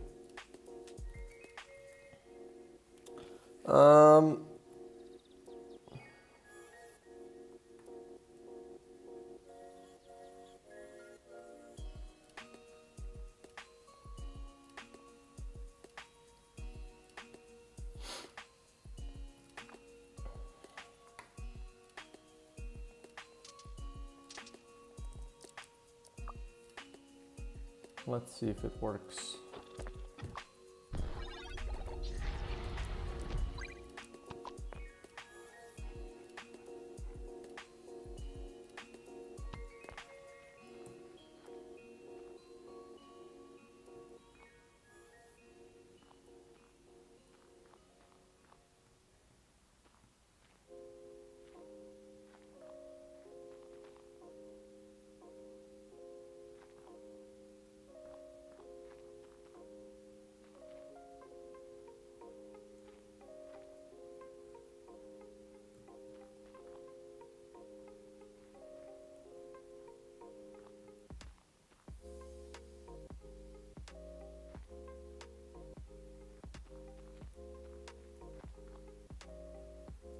And just his dampening needs to be lowered, right?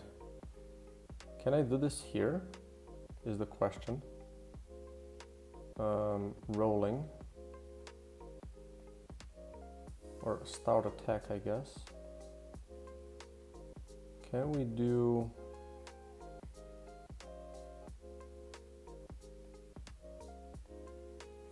Can we do this? And then rolling.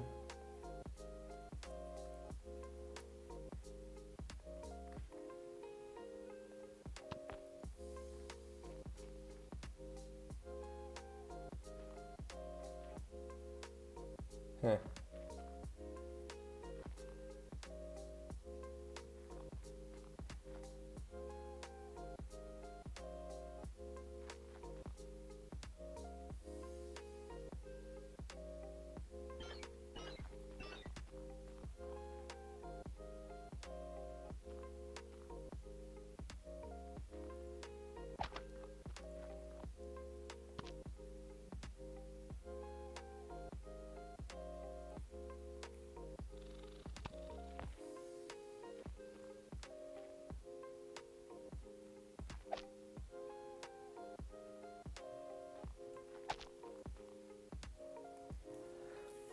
I do love how it looks, to be honest. I just need to figure out why it stops. Okay, what if I just kind of disable its angular damping? But let's not have these things here.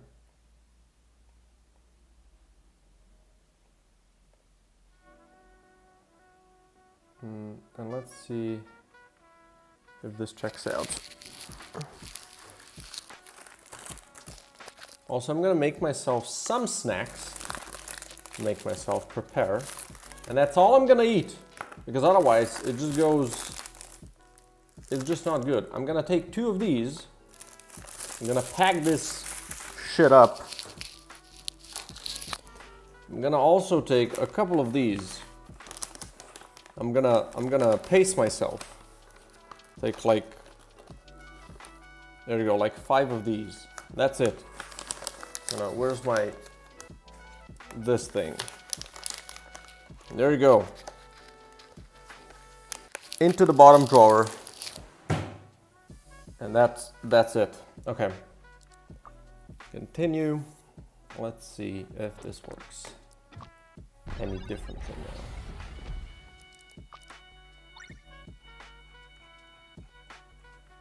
now. Oops, don't need this.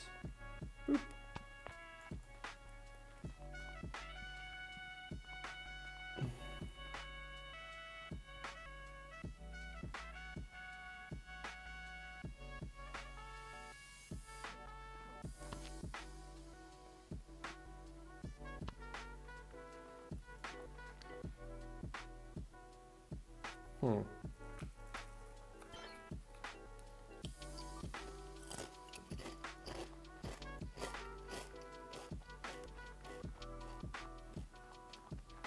Oh, thanks, man. I appreciate that.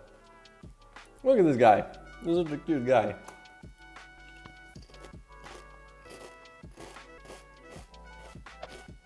Oh, he stopped working, eh?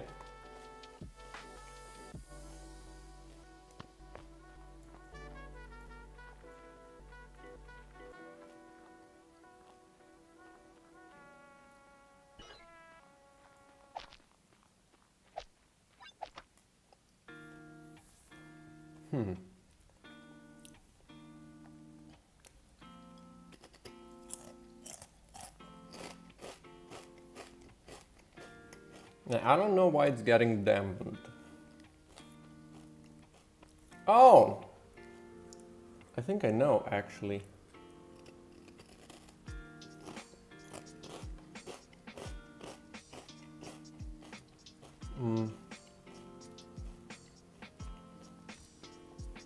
Might be because of this.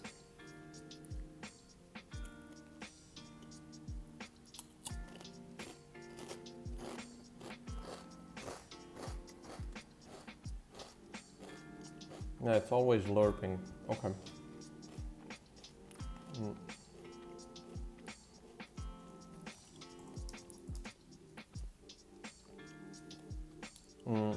Public bool ignore lerp equals true, equals false actually. And then we're gonna drop this here. If ignore lerp is false, and then here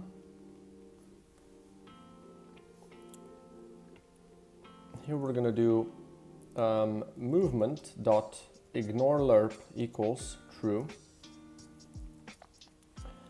and then here we're gonna do this equals false.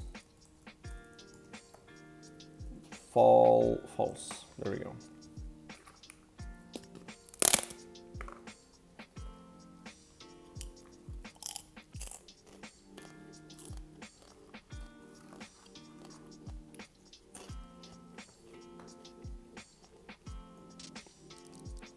Okay.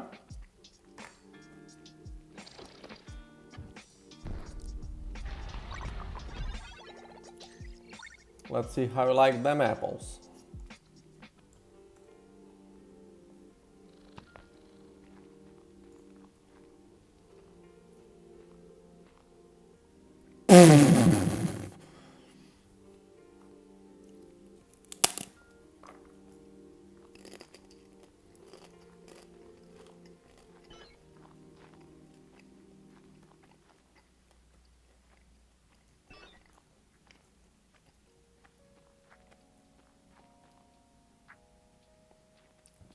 But that is a little much.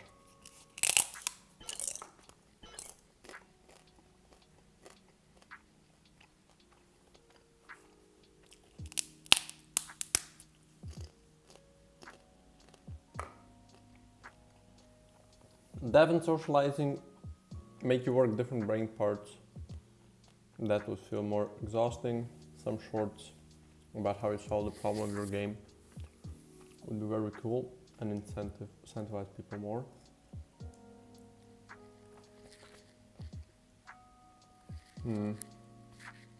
Wait.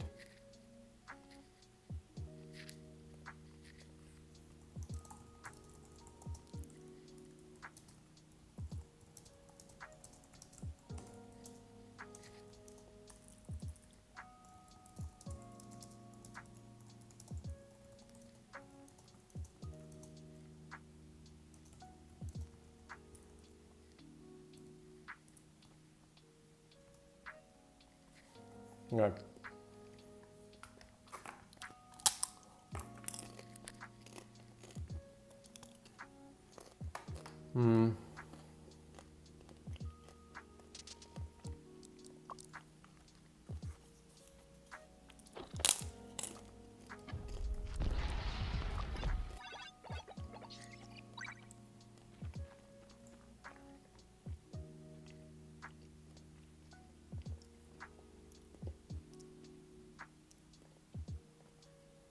So, is it this one? Yeah, let's make this a lot lower. And let's see what this does for us.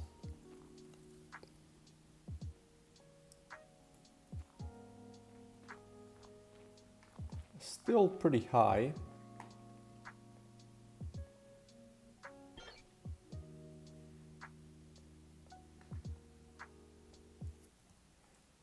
Let's try to do 10.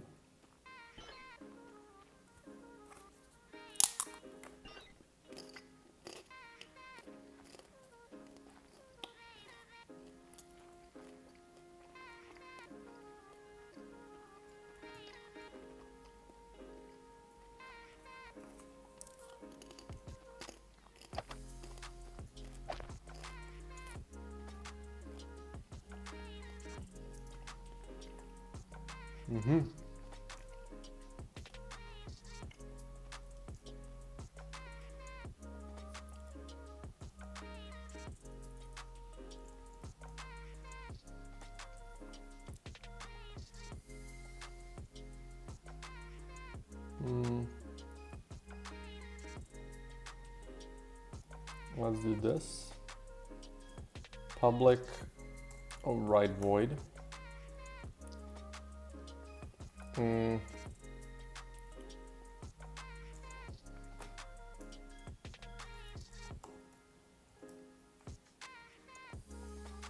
Let's check this guy.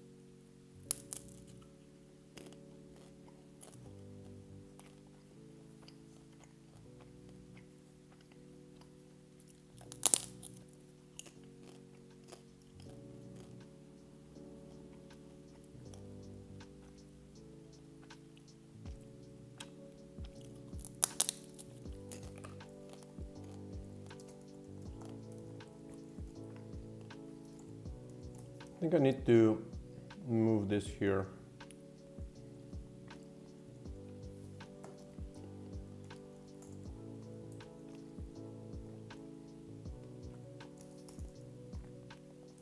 And then let's remove this for now. And if it's a melee attack, we would do this.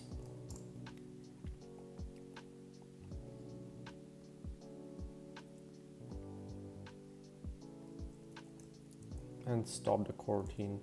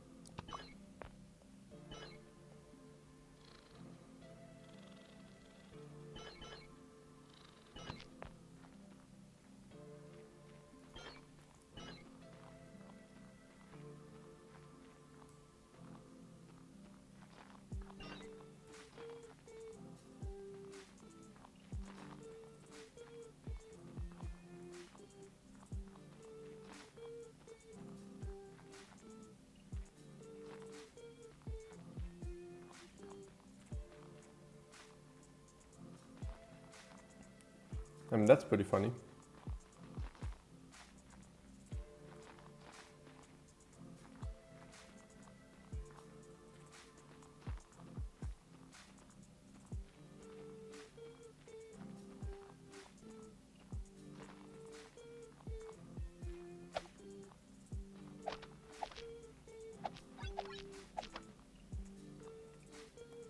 All right.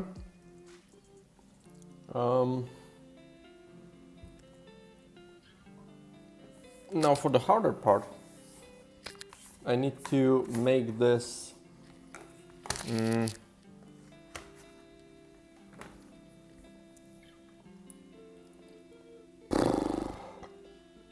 I need to make them react to a bullet.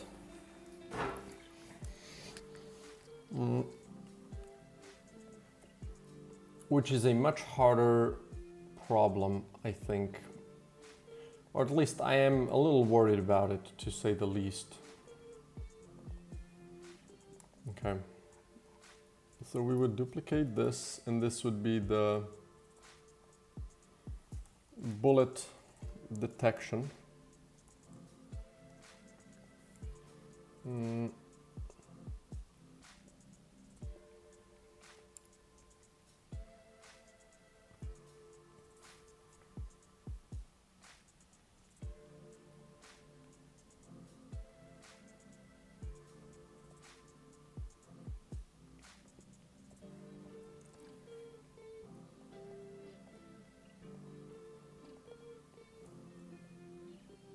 Something like this, I guess.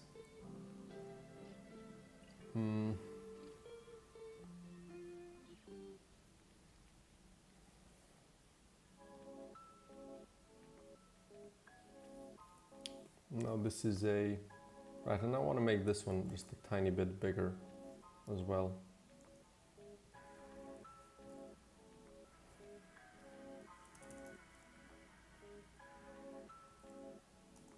Okay. Now this is a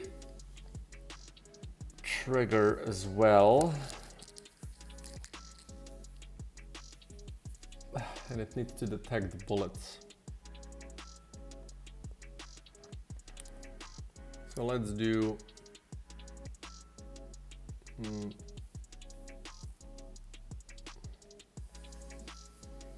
let's make this a bullet detector. Bullet detector. Yeah, bullet detector seems good enough.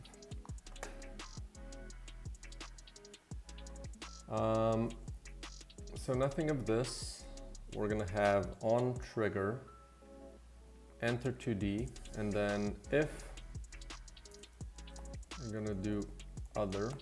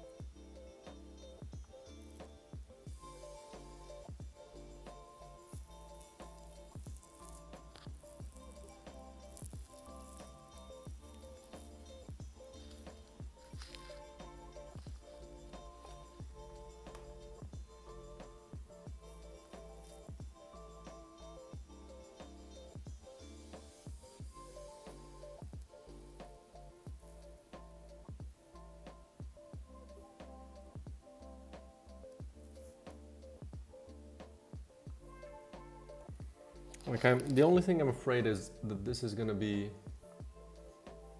somewhat expensive, you know.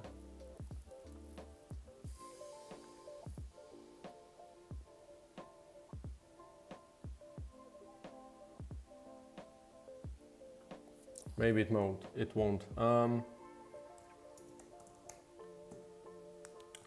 I want to make an event and call it here.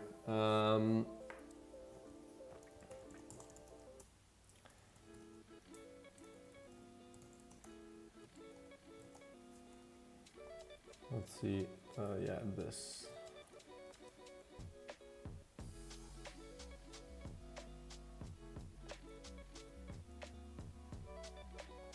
We want to do.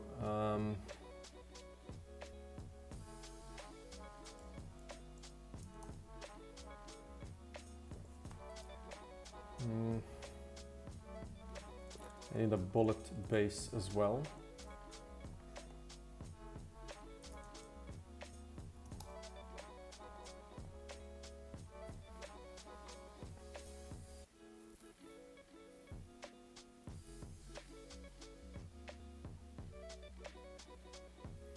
I guess you just need the bullet base to be frank.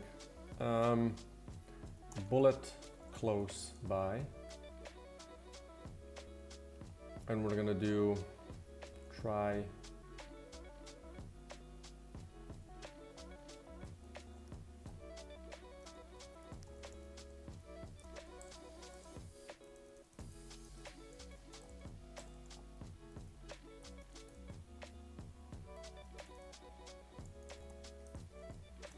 Wait, how do you do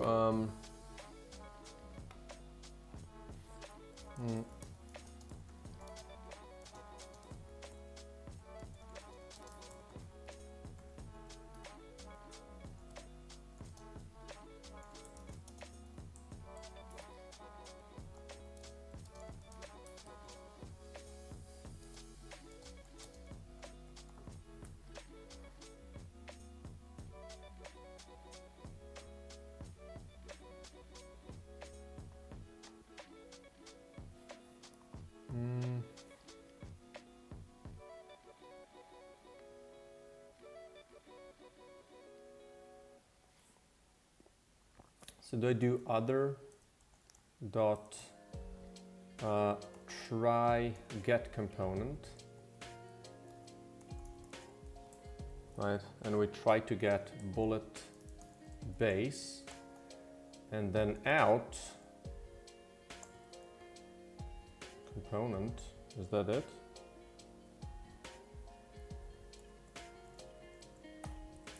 Can I then just do this? Is that how that works? Or we would do bullet.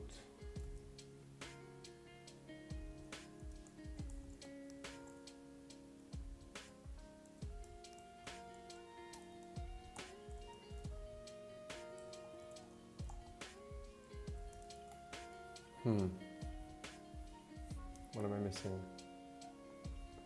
Oh, right. Do I do this as well? Okay.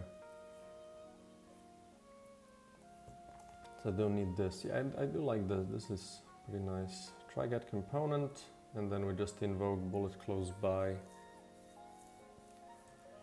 And then on the critter, we would have serialize field private bullet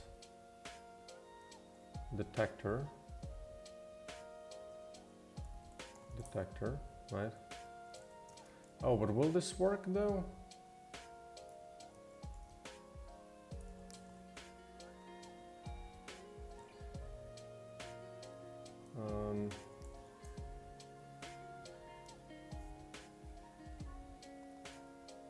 Can I do it like this?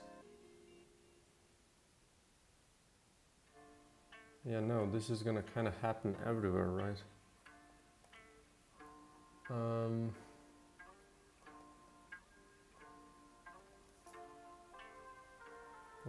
What if it isn't static? Then it works. Okay, good. So we're gonna do on disable. Right, we're actually going to do first bullet close by. So there's going to be void bullet close by and bullet base bullet. I'm going to do bullet close by.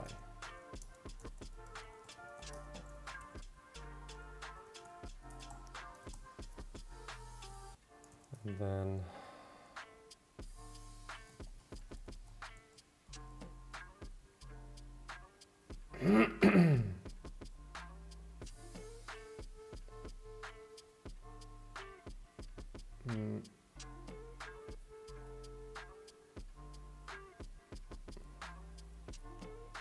it's kind of annoying that I would be doing this here though. Can I make this,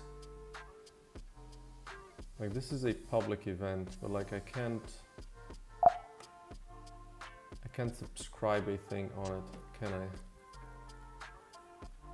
So bullet detector, what if it's Unity event?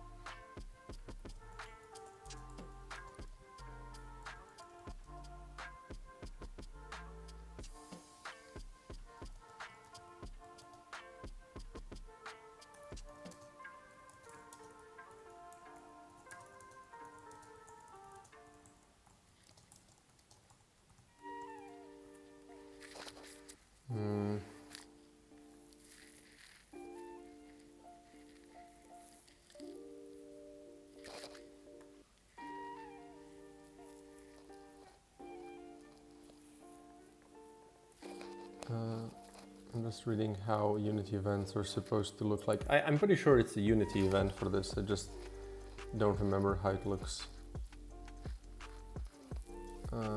So I guess it's just this.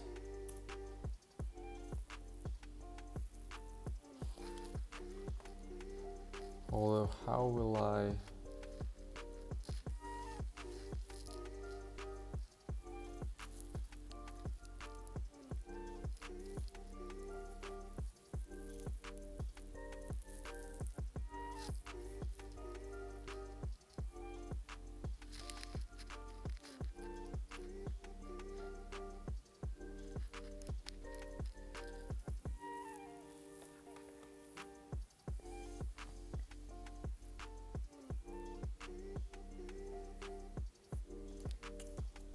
I must be using some Unity events, don't I?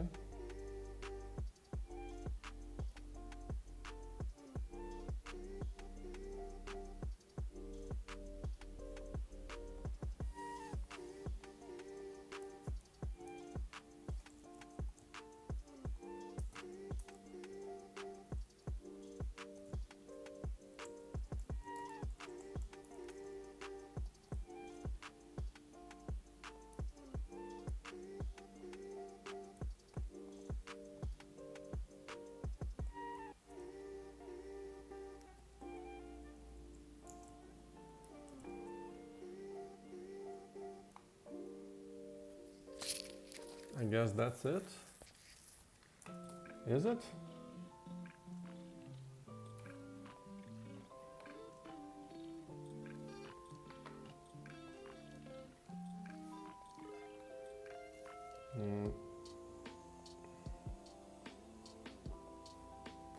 Right, let's delete this then.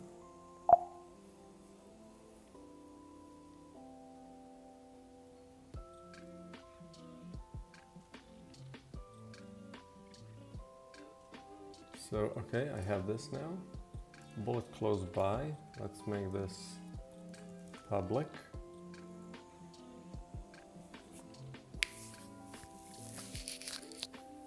Oh.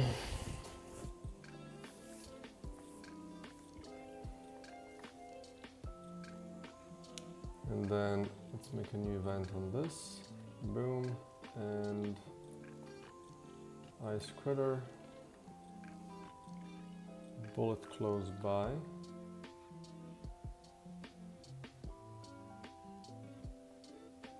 I mean, we pass in the bullet base from this. I guess that doesn't work, eh?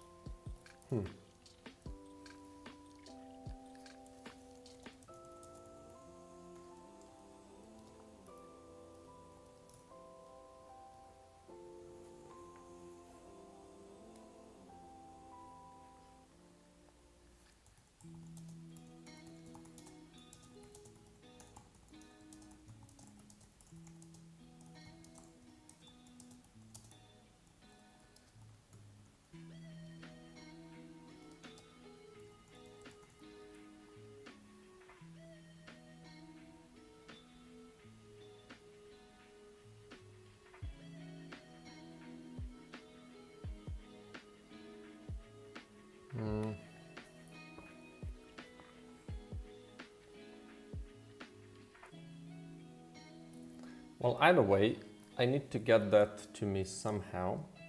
And when I do,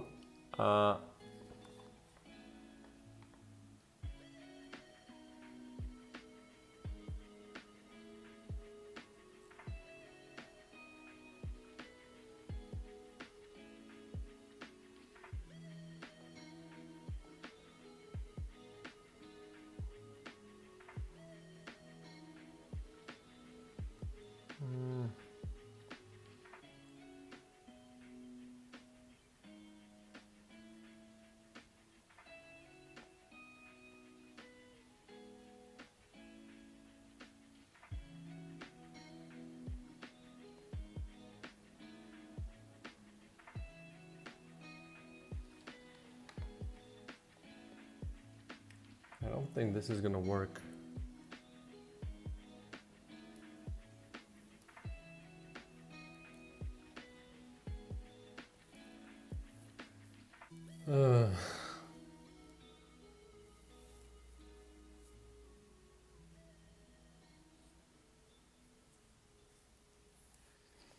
Like, what's the point of it though?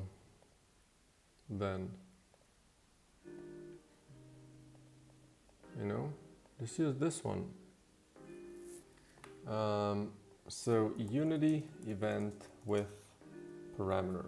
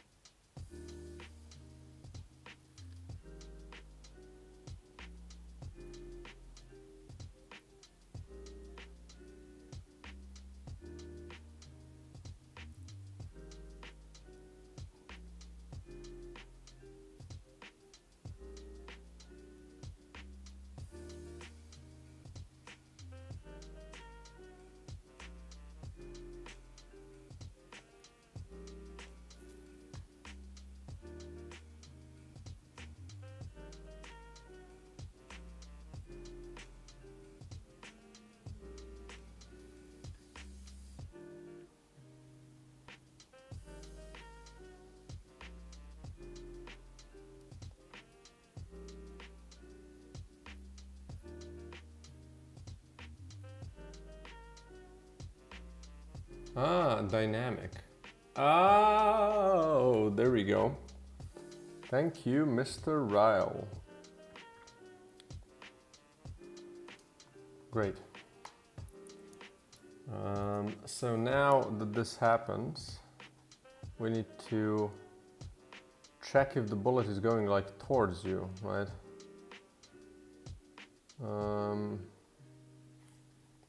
So on the ice critter, let's do so dot product. We're gonna do a vector2 dot, right?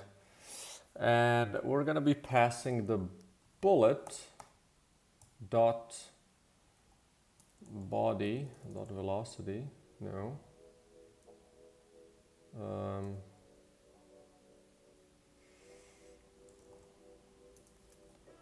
But surely I can get velocity out of this one, right?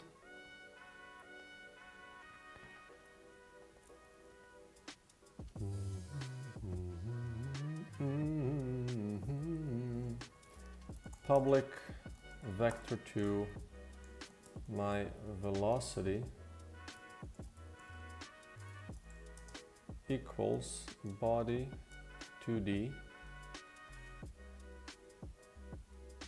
Oh, right, return body 2D dot velocity. Angular linear, I think. Is it? No.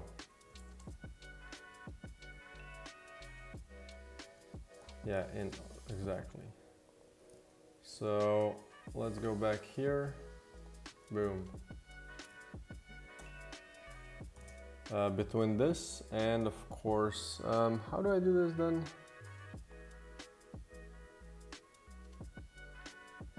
I need essentially to calculate my position and the bullet's position, right? So I need to do this dot transform dot position minus bullet dot transform dot position. I think this is essentially what I need, and then if dot is more, then let's say 0.8.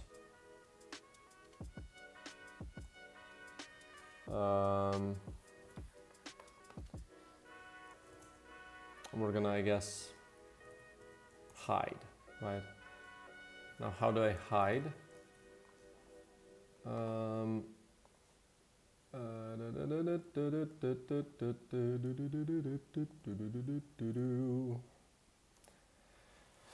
So we're gonna have to check if we're in the, like if we're attacking, right? Wait, attack state is 2 while we're attacking, and then it equals 0. So we're gonna do if attack state isn't 2, and down here we're gonna do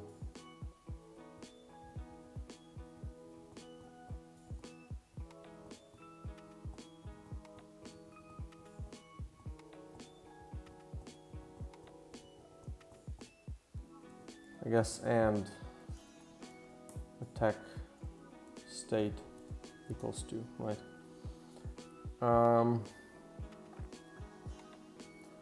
So what I'm gonna do here is this and health.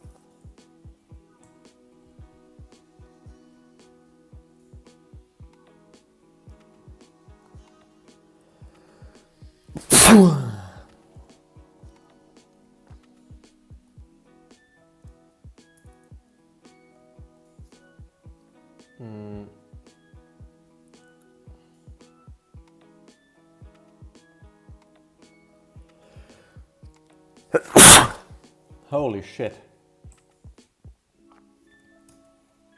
So armored, and do we animate this? I don't think so.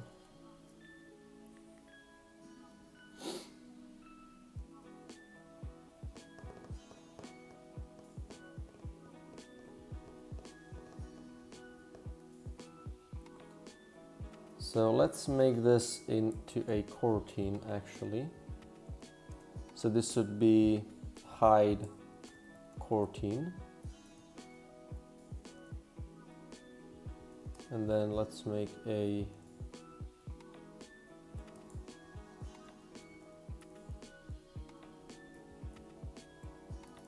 hide.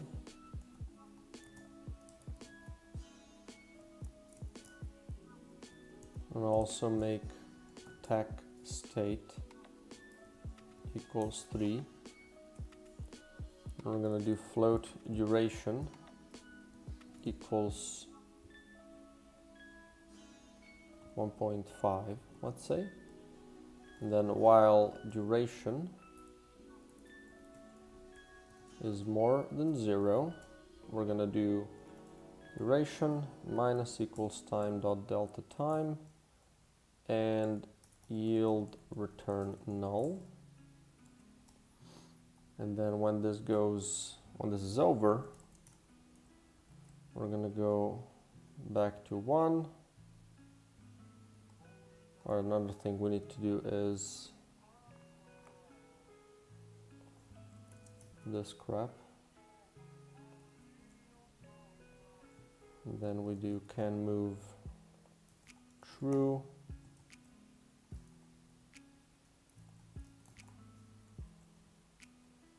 And this and attack state probably equal to 0, I would imagine.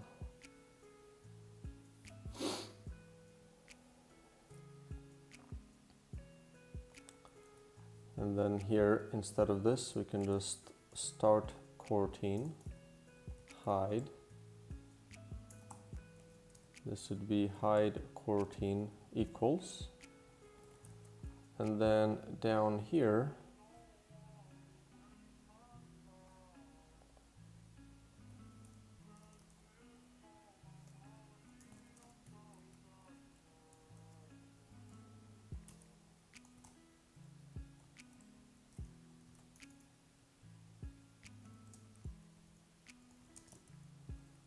and if it equals 3, so we're gonna do during attack and during hide.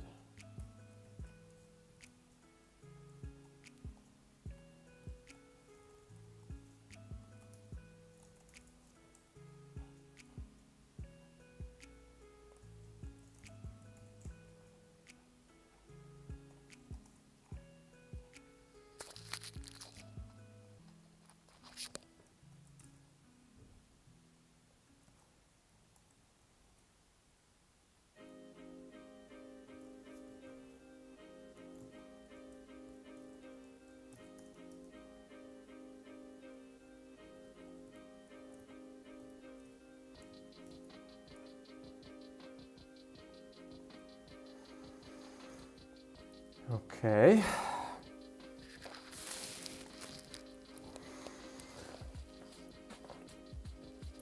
So let's see if that works.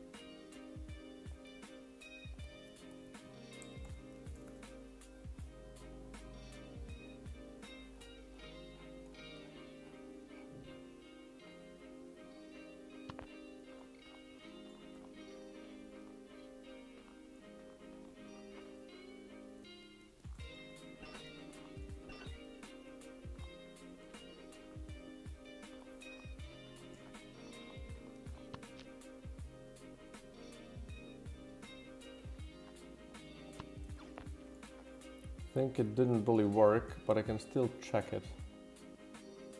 So let's attach this.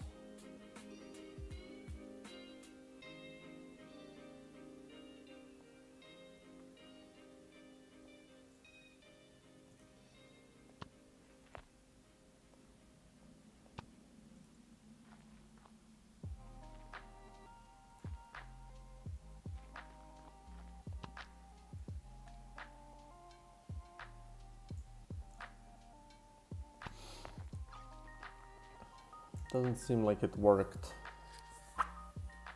but why not?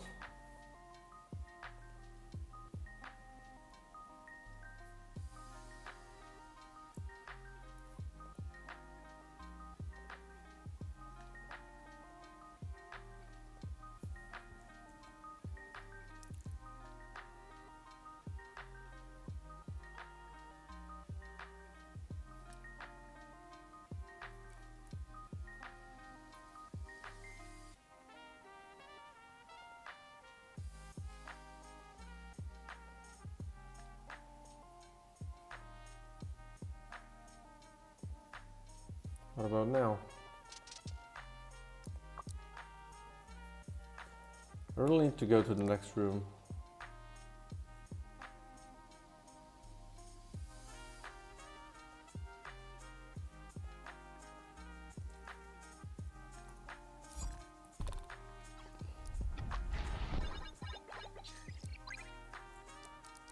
So I don't always get an item.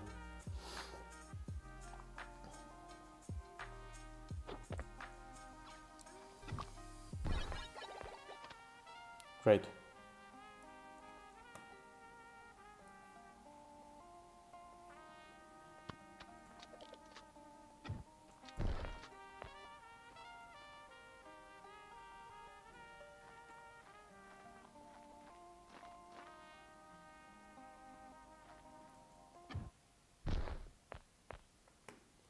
Well, that didn't help.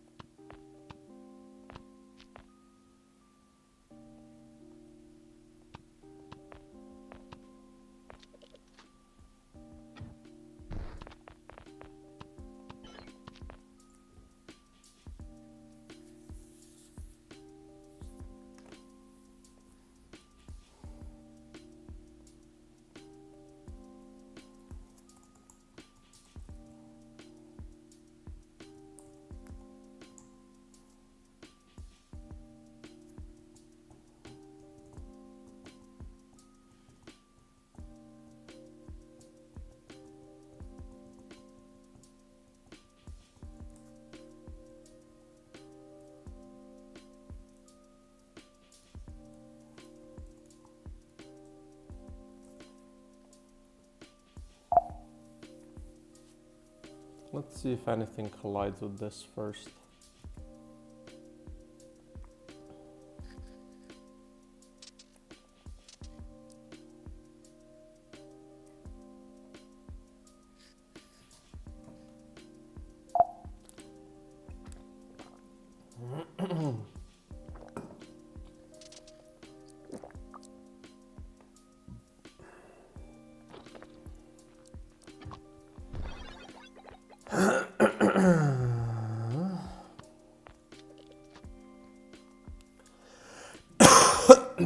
Colliding with shrubbery.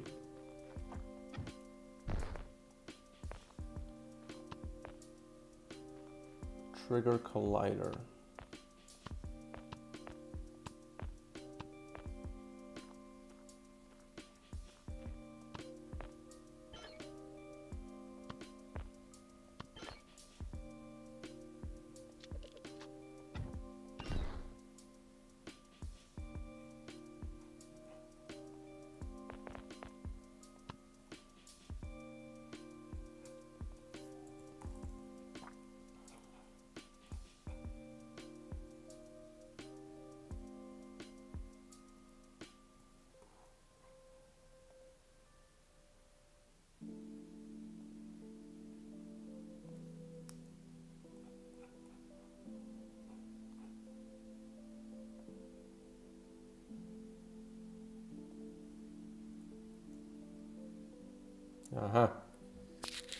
So this is trigger collider.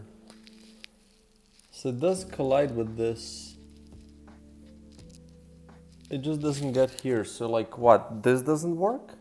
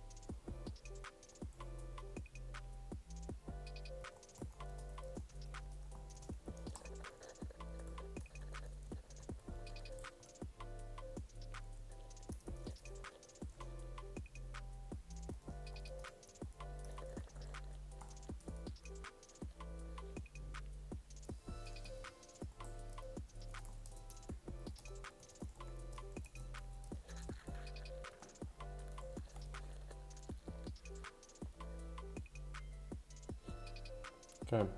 I mean, let's see, like, if it works.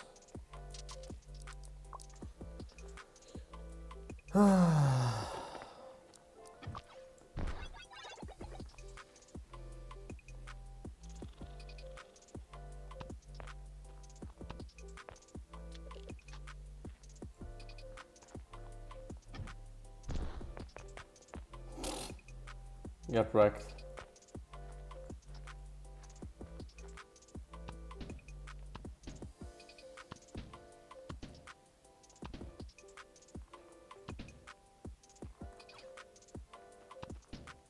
What if you're close?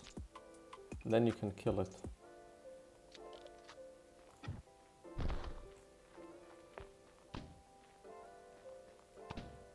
Or can you?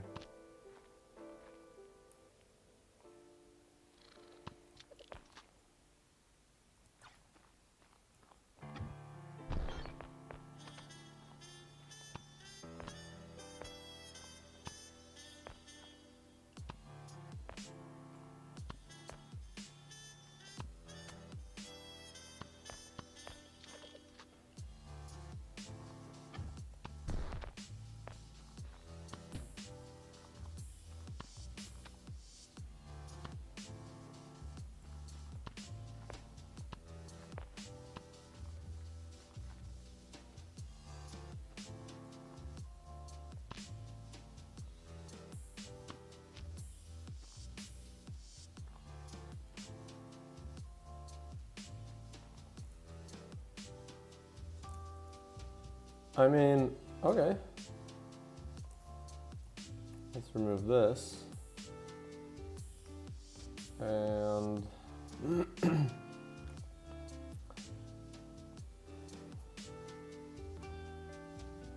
if it's more than 0 and target and attack state is lower than 2. Because if it's 3, we're hiding. If it's 2, we're attacking.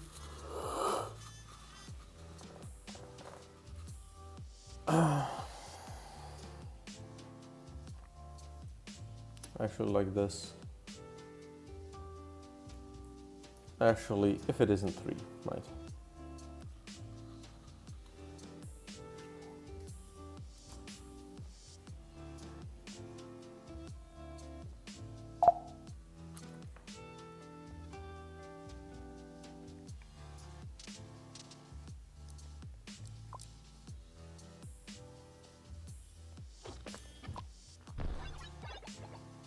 Right, another thing that I wanted to do is make this dot product have to be closer.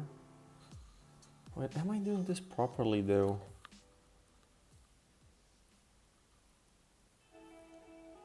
Like, I'm taking the velocity and then I'm taking the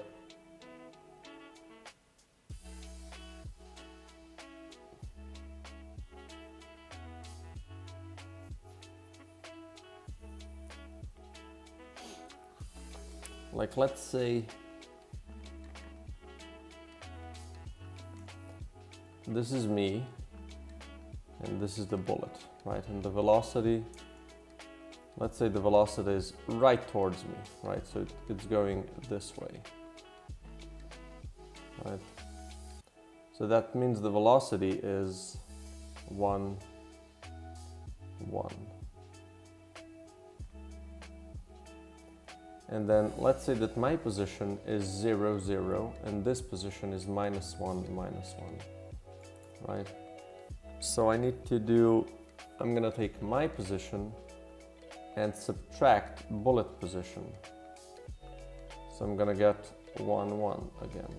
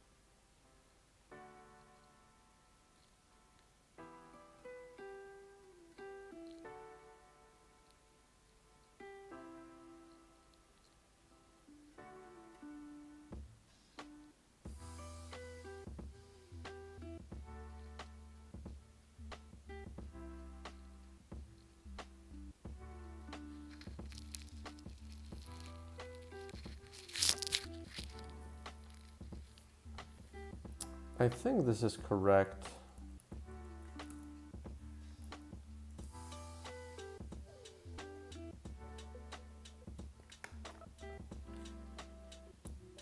Wait, dot product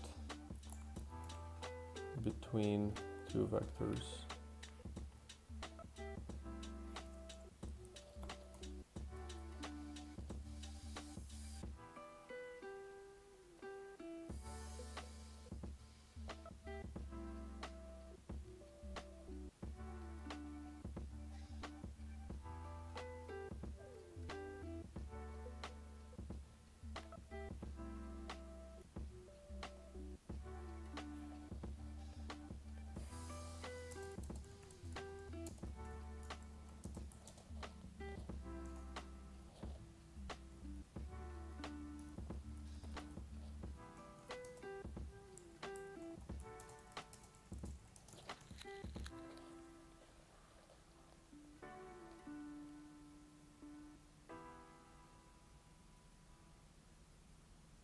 Is it like it's 1 if it's the same, no?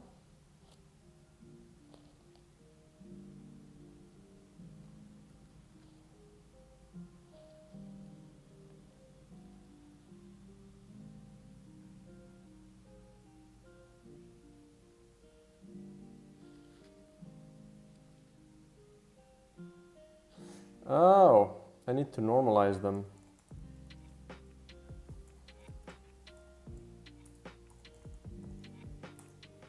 Of course, it's I think it's using the, it's essentially, dot product is like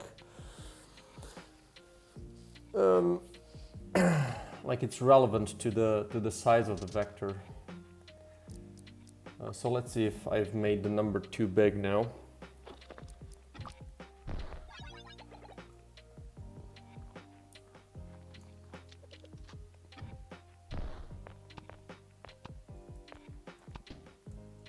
Hoi.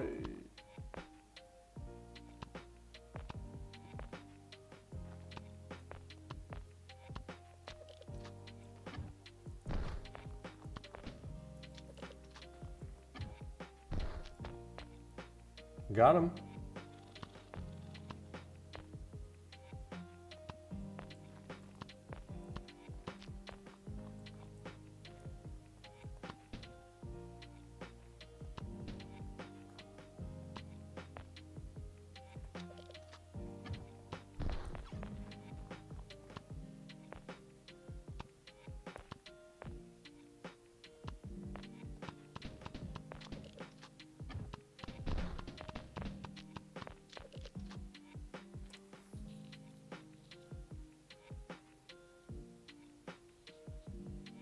Definitely confused them, so that's good.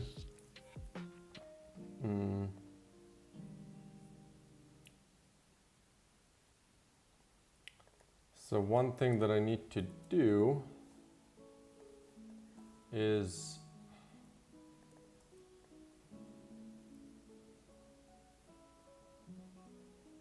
if a text state is not 2,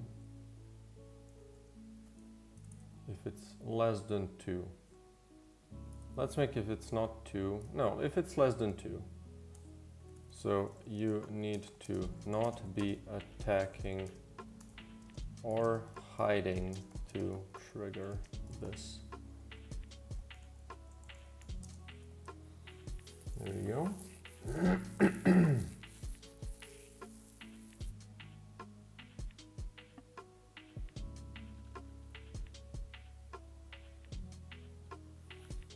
Okay, now let's do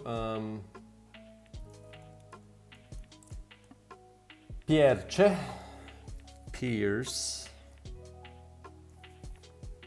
minus minus.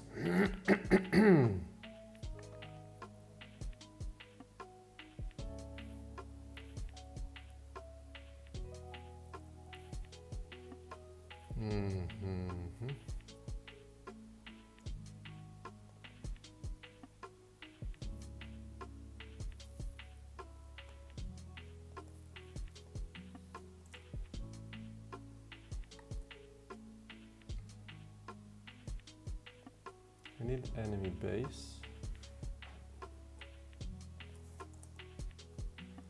So let's see. When we get damaged, we return false, yeah, if it doesn't exist, okay. But what about armor? Armor. Yeah, here.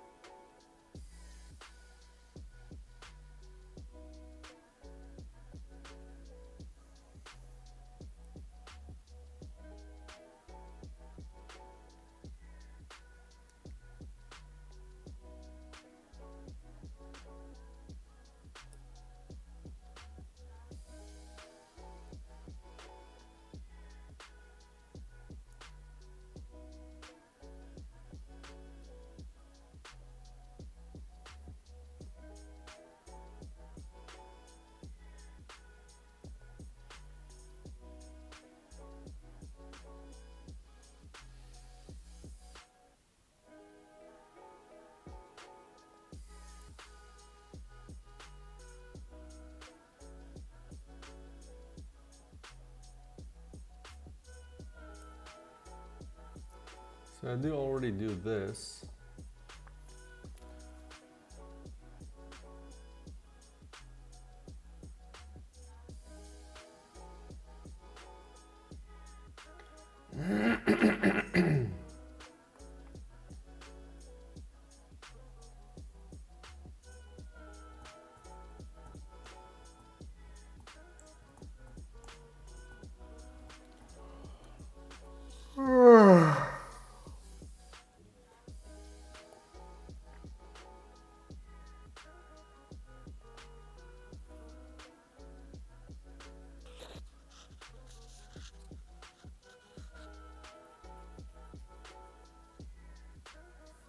Can I dynamically change a tag?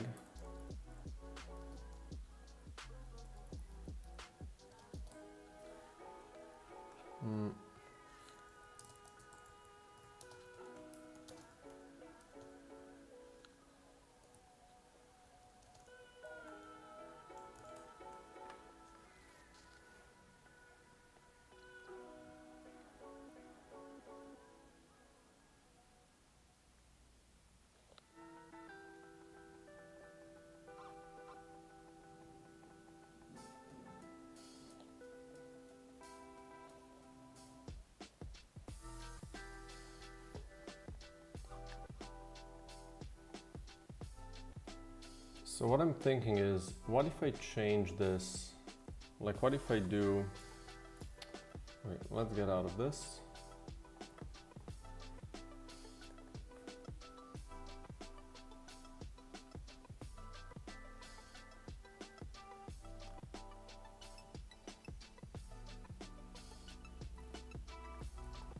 What if I do game object.tag equals wall, right? And then when this ends, it equals to unit.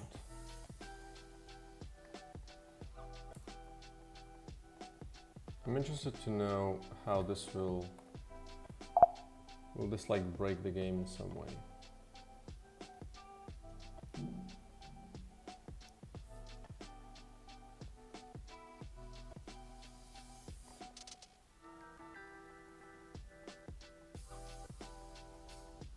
Oops.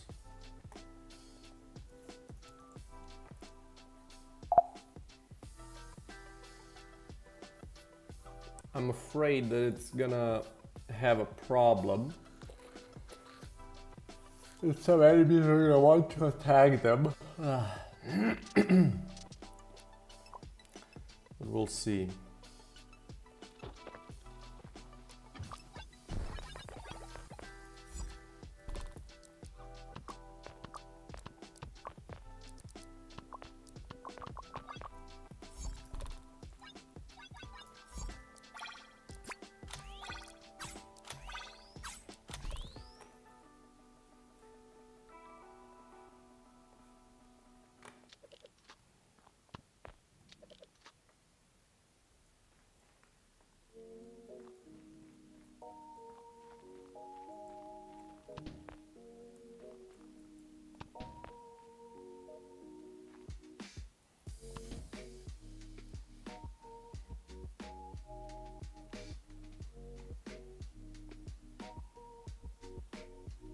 It is a wall.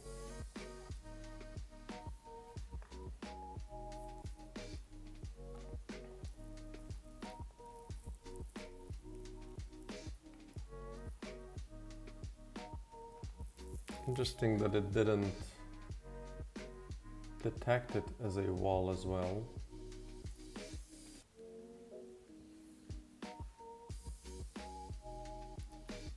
Ah. So wait, does this just break?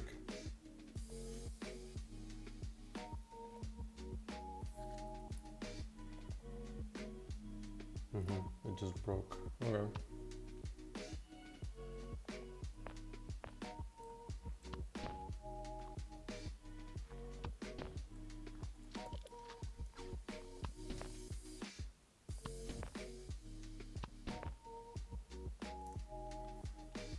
Yeah, so let's not do that.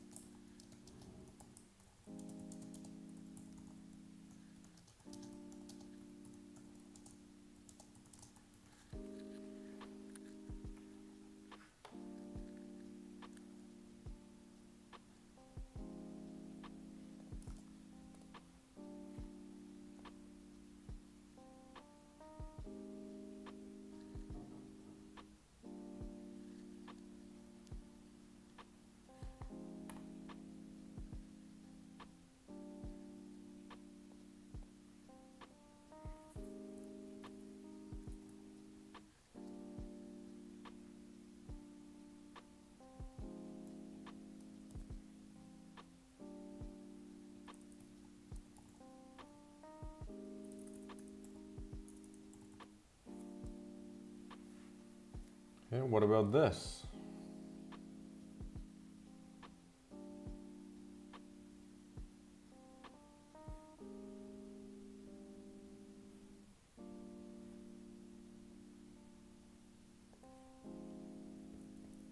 Because essentially it should eat all the peers, right?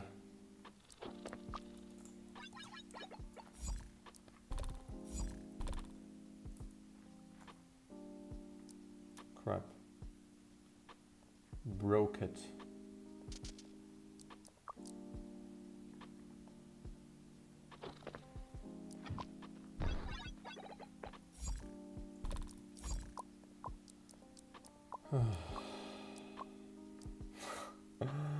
No, what did I click? You dumb. Dumb.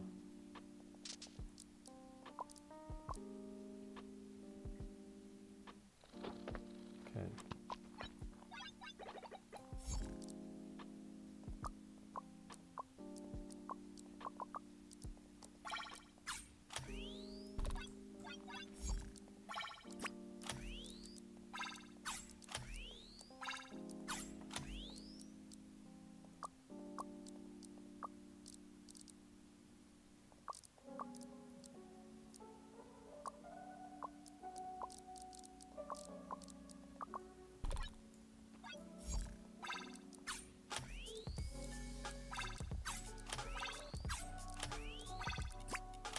Okay.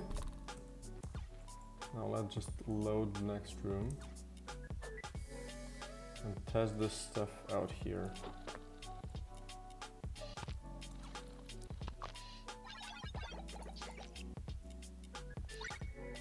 Okay, we're gonna go to another room just so we don't have to get an item every time. Okay.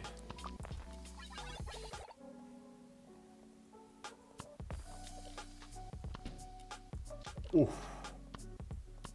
Spicy.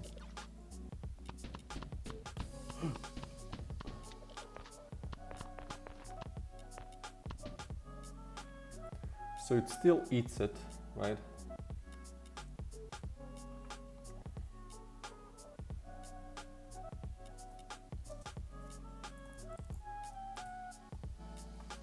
So yeah, we need to check the bounce as well.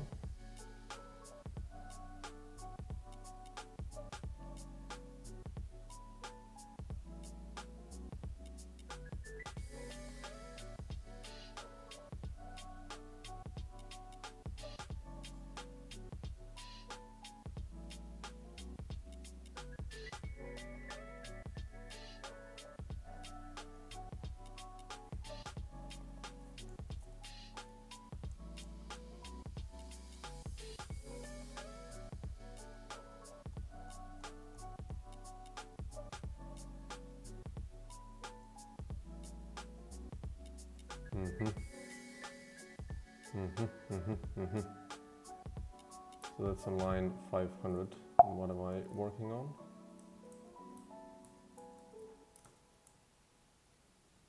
Okay, so right up here. So if it's a wall,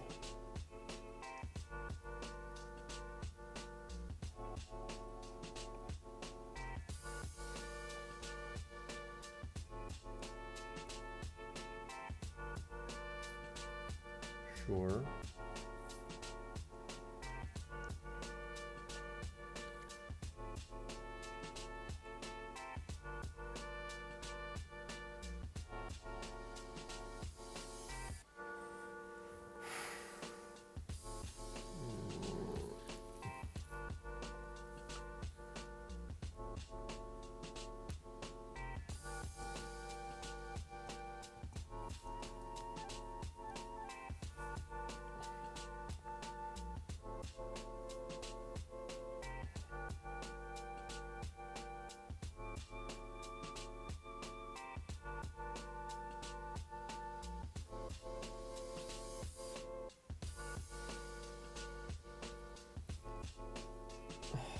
Wait.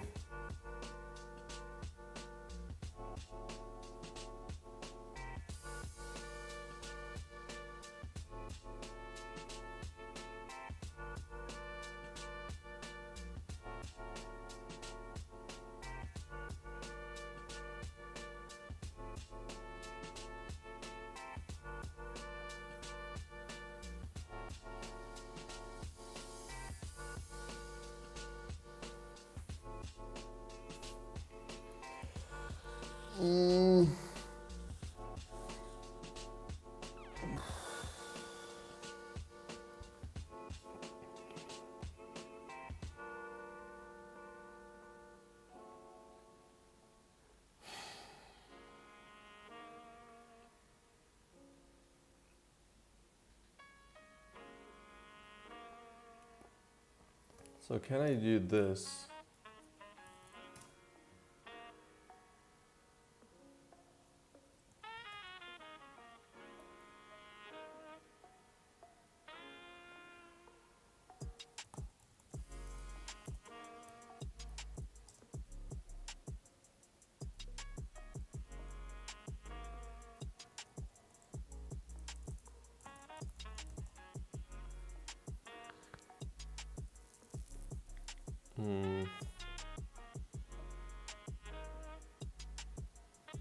The bullet hasn't bounced enough.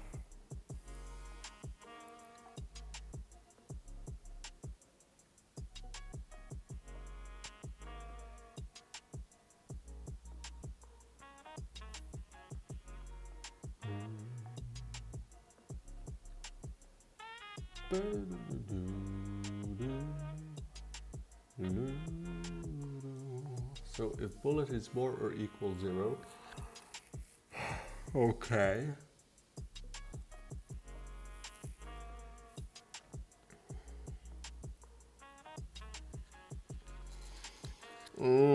I'm trying to understand. So I think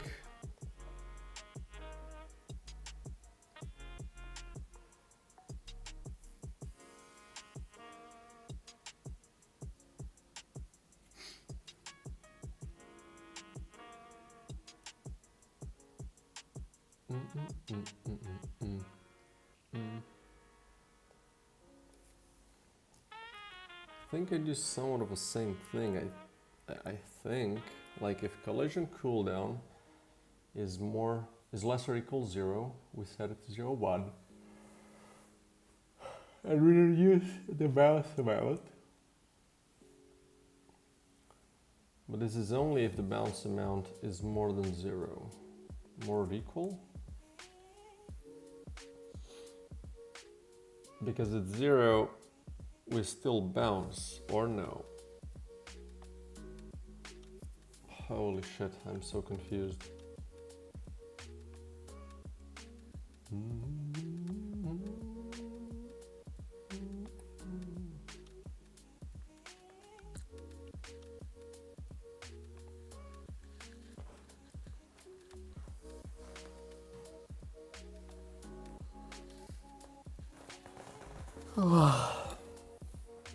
So I guess if it's less than 0, then it bounced enough, right?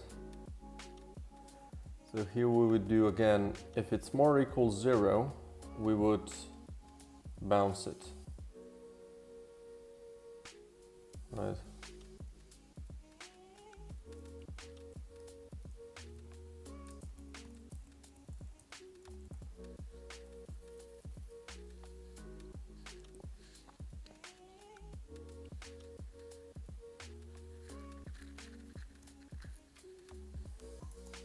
So I guess what I would do is do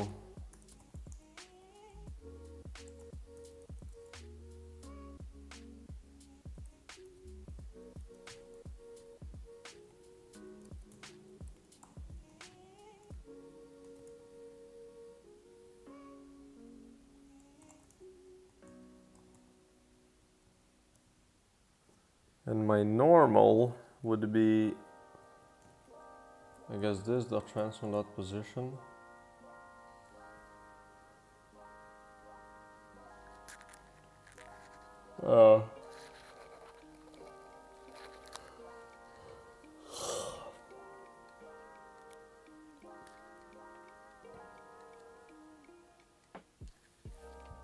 Minus other dot transform dot position.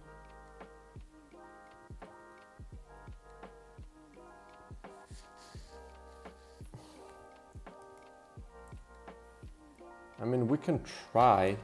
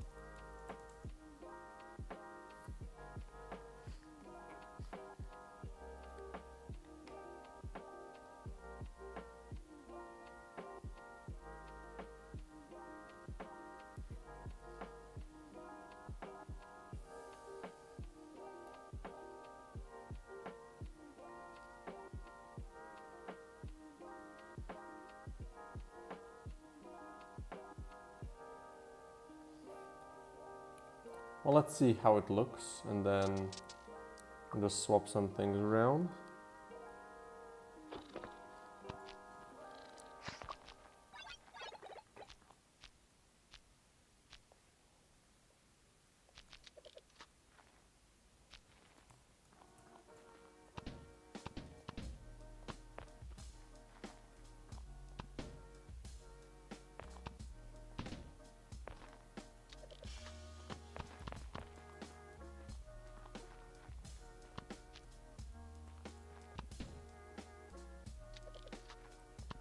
What?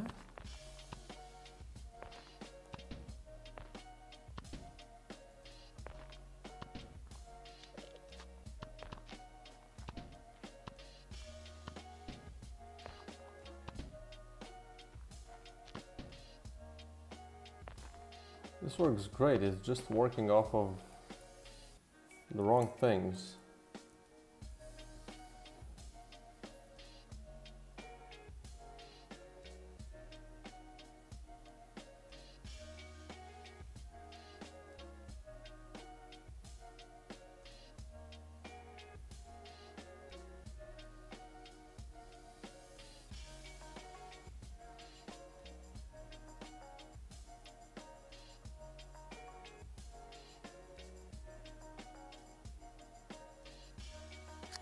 Wait, what if I just did this then?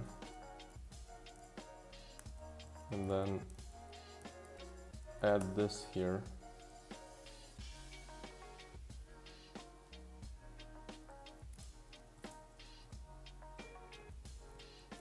Getting a little ugly, but like, I guess it doesn't go tracking.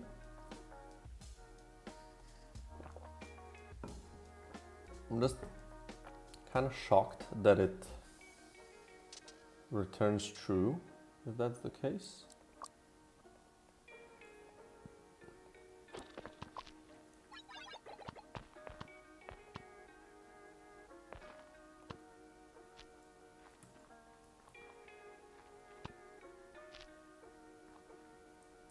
Really?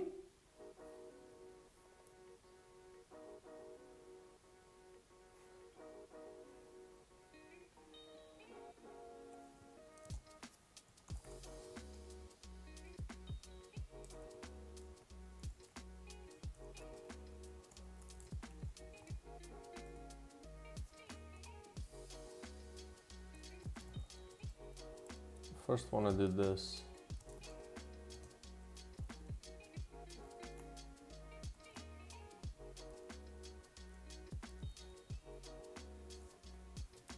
This is strange. Why this doesn't... Like, if it can't find the object, it just returns true? That doesn't seem correct, right? Or maybe I'm missing something else.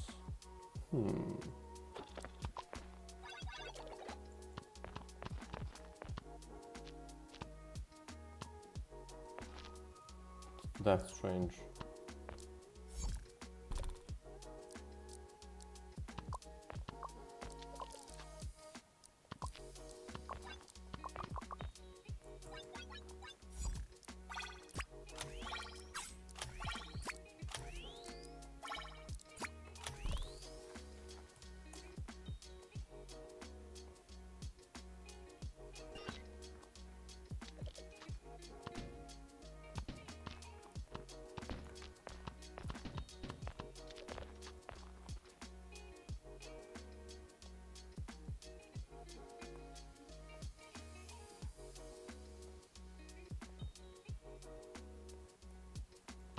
And this should work for this one as well, right?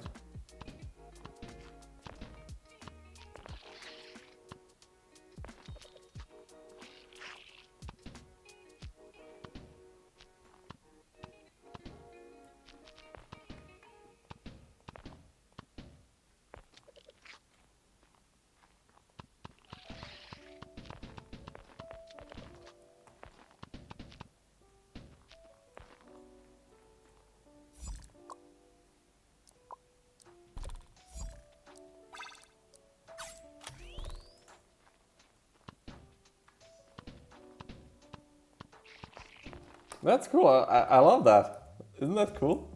Holy shit. Okay, good. So I can write a change since I'm here.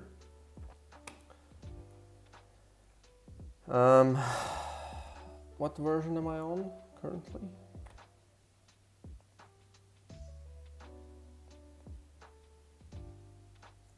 Okay, so 4.3. We're gonna do if a bullet has bounce, if a bullet or shell has bounce, it will now bounce off a shielded enemy. If a bullet or shell has bounce, it will now bounce off a shielded enemy as well. Bullets and shells with pierce now get destroyed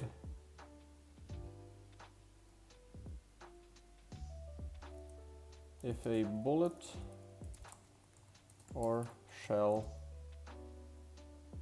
hits a shielded enemy, it now gets destroyed even if it has pierce left.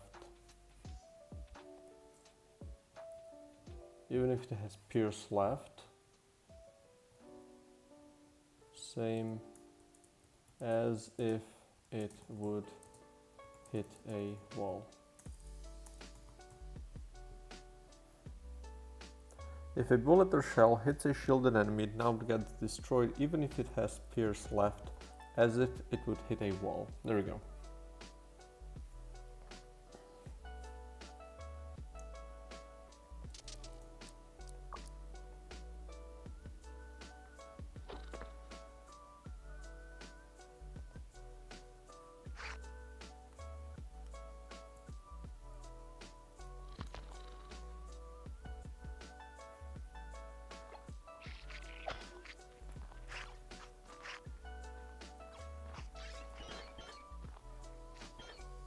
I don't know what these are doing though.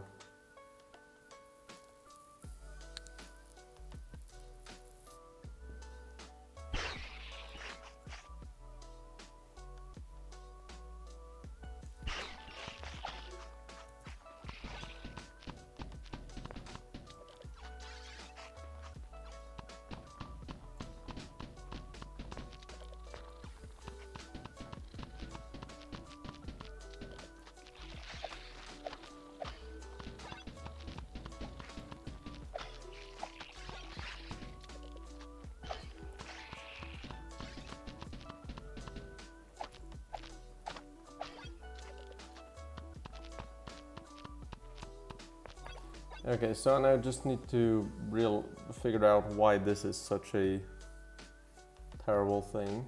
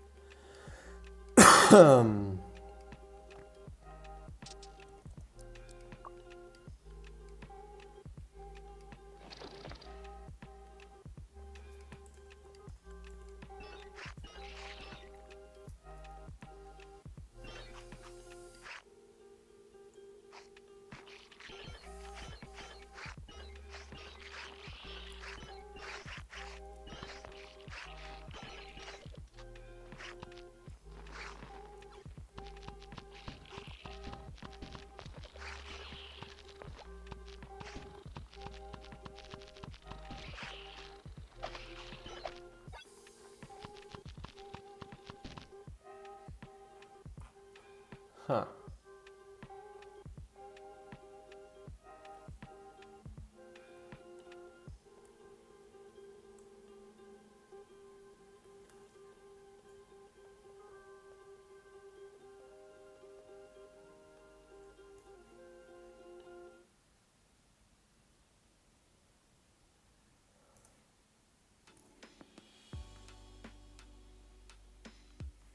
Oh, I see.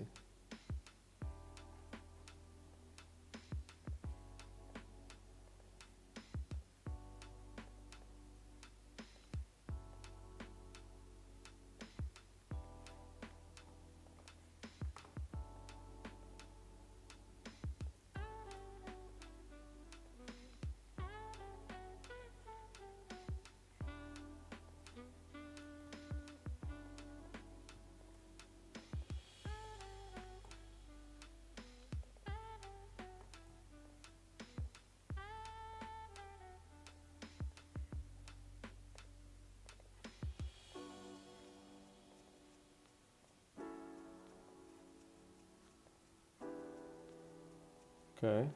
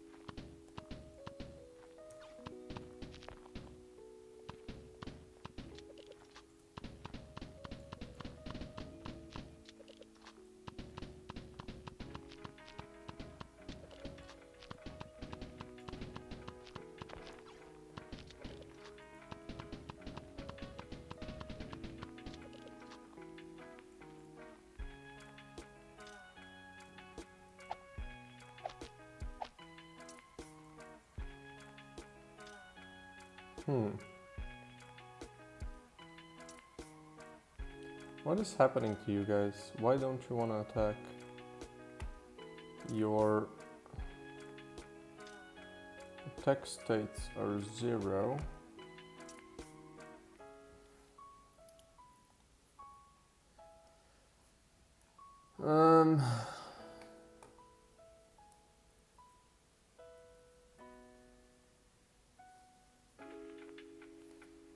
And attack cooldown, oh.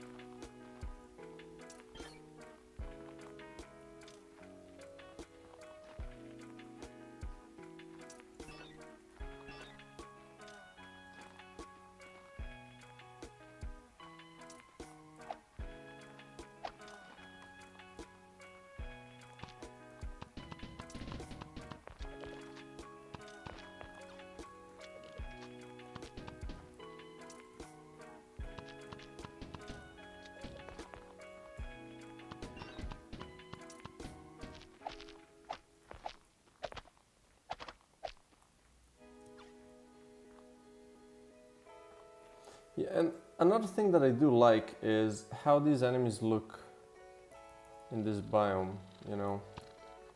So definitely think I want to go towards a, you know, not necessarily an ice biome, especially now that I'm using these green colors. Wait, am I using green colors? These don't look correct. Oh. Kind of messed that up, didn't I? Yeah, oops. So this and this, which luckily I'm not using anywhere else, so we should be able to do this and this.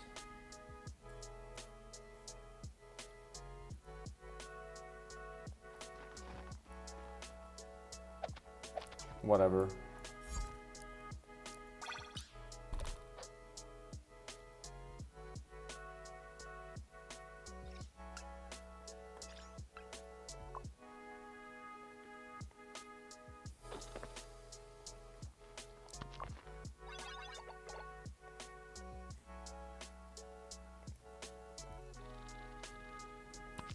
You know, they look really good in this dark kind of background, right? So that's why I'm kind of hesitant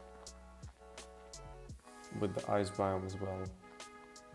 Like, these actually look really cool here, right? So I might just do not really an ice biome, just still gonna be this dark thing, just different kind of maybe scenery, right? Like, you know, the shrubs and stuff like that. But good to know that they work in this scene, since I can then just, I know it's gonna work well in the final level when everything is gonna be kind of appearing.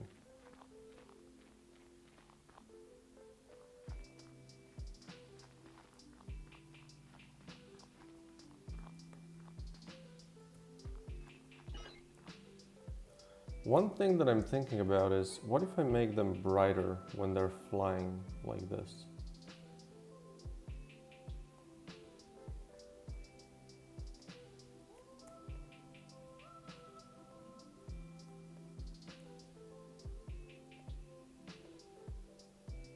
And then I could take this, wait, don't I have...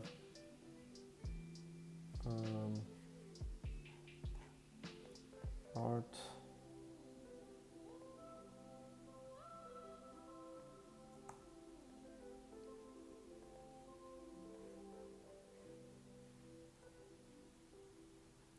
I'm gonna take this thing.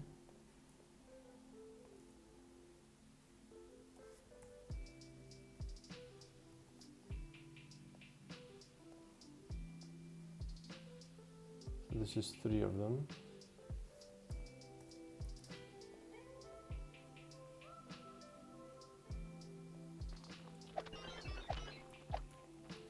Whatever. Let's move on to the next room then.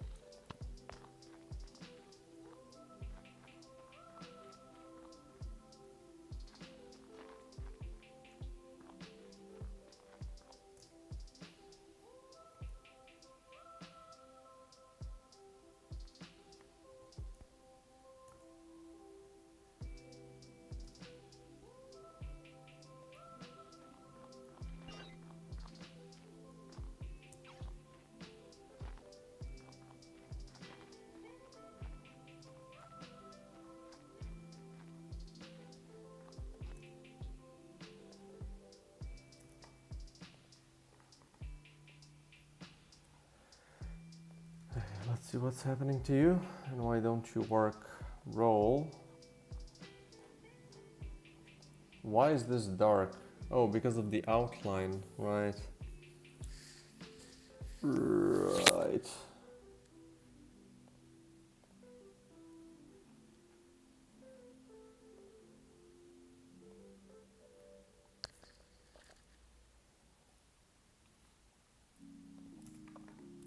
So I guess one thing that we could make is copy this here and just delete all of these. Just fill it up with, oops. There you go. And then these would not have this outline, but I think I might just make them brighter still.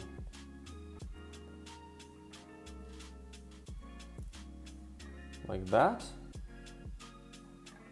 And then, come on. Then we would add another one, and this would be projectile light. And we're gonna give it,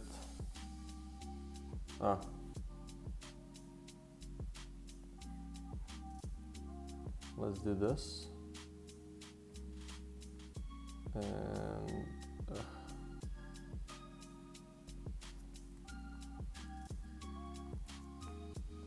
there we go. We're gonna drop this here. Boom. So I'm gonna use just a default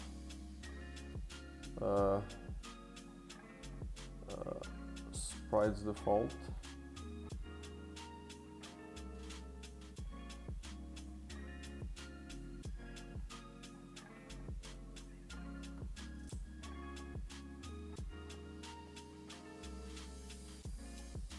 There you go.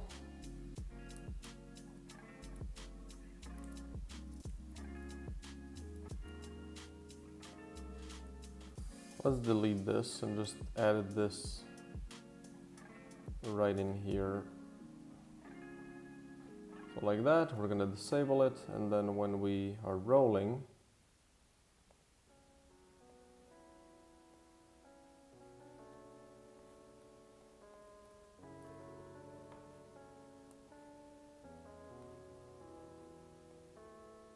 the same goes for here. We're gonna enable it here.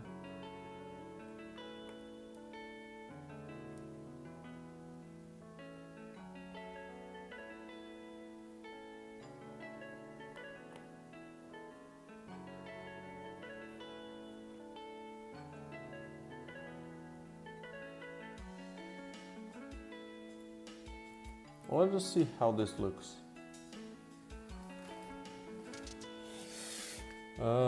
Continue.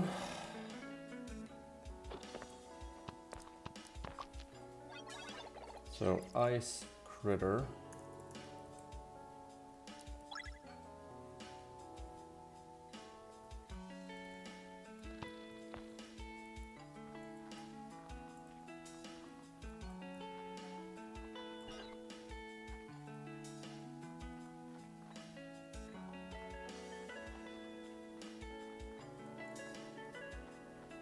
Yeah.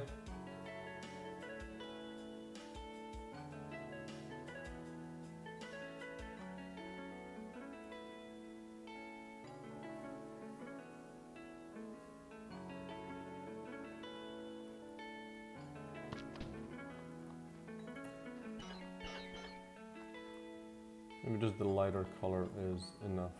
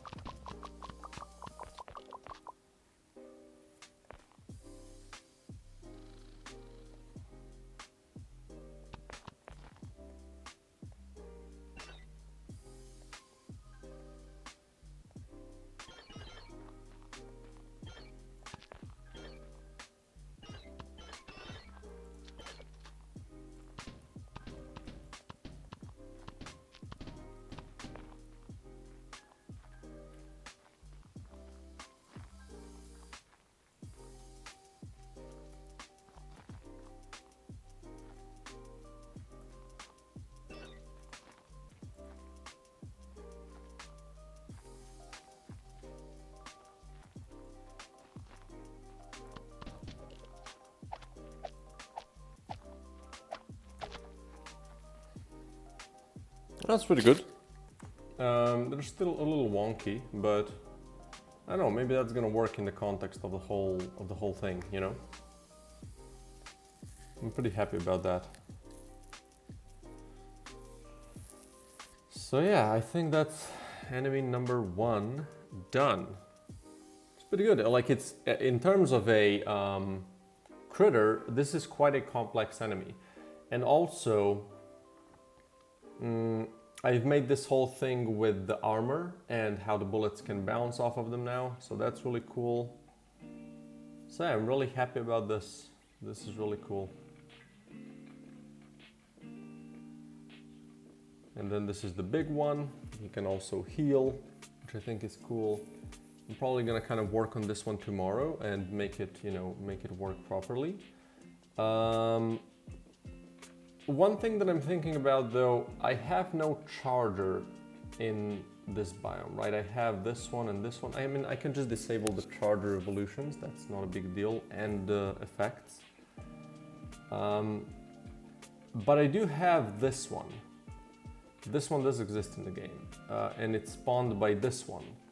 And these little guys, they just kind of charge towards you, and they, you know, destroy walls, destroy everything, and then they kill themselves. So that could be a thing. But yeah, I haven't decided yet. But yeah, I'm gonna try to finalize some stuff today. Maybe try to make a YouTube short, see how much work that is about making this enemy. And then I can move on to this one, right? Tomorrow, which is just gonna be essentially just polishing it up, because this one already exists. I might also just work on this one then.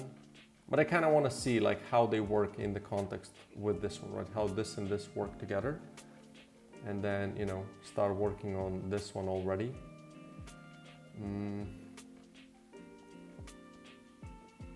So yeah, okay, that's cool. Anyway, I think I'm going to kind of finalize this stream for now.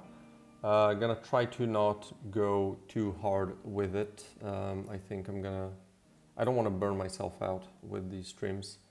And especially if I want to try to make a little server, right?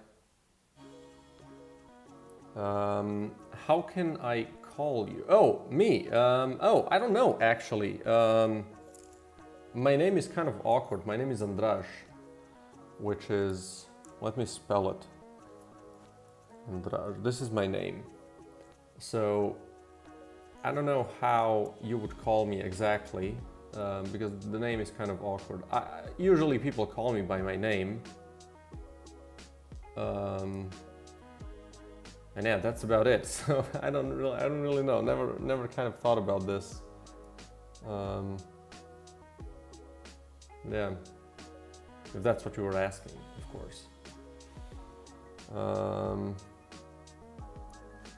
But yeah, anyway, again, I think I'm gonna finish the stream at this point. Yeah, there you go. And then I'm gonna see, I'm gonna kind of think about where to go next. Maybe I'm gonna try to kind of work on the biome tomorrow as well, right? So if I'm gonna have this enemy and this enemy ready, I can try to also maybe play around with the look of the second biome and see if I can, you know, figure out how that should be, how that should look like. Because yeah, they look really good in this current version of the biome. So yeah, I'm gonna have to think about that a little bit, or just kind of play around with it, I guess. But yeah, I'm really happy with the progress today. And yeah, I'm gonna try to make a YouTube short. Let's see if I can do that. And then if that's good, right, I can also post it on Instagram. I can do it on TikTok, I guess, if I make an account. A lake or forest. So the idea for the second biome, wait, let me, where do I have it? Missions?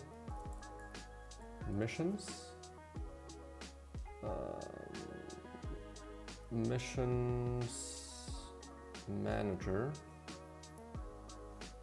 So yeah, let's do, oops. Let's uncommon this. And I can show you how the second biome looks at the moment, but I'm not too happy about it. It's obviously it's just a, how do you say? It's a temporary thing, right? But it just, even so, it's not good. Okay.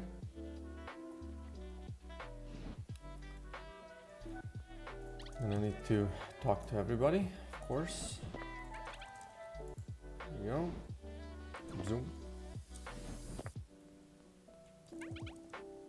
Okay.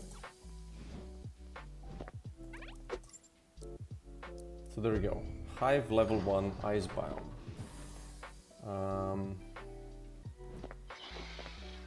So this is how it looks, right? And the enemies kind of really blend into it, which is not good, obviously. So I want to make something different.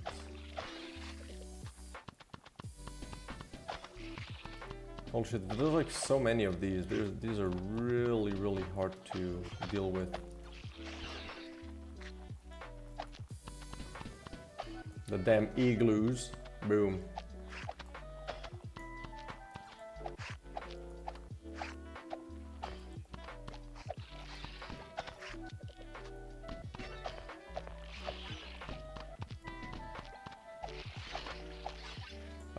So yeah, anyway, what I was trying to say, I think they look really good in the current biome with some green stuff as well, right? So that's why I'm thinking it doesn't have to be like a frozen cave, a coral lake, luminescent light. Yeah, I don't know how exactly, I mean, I do like where you're going with this, right?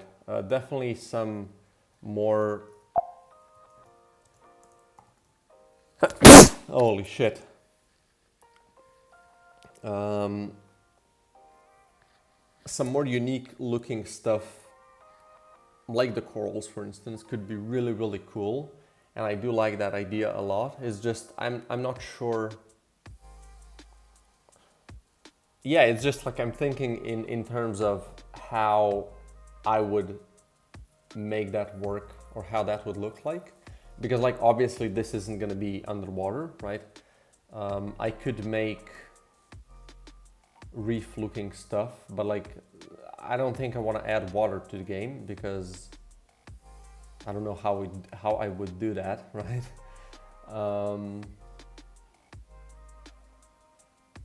I was thinking, wait, where are my ideas? I had some ideas for these, but I don't know what I wrote.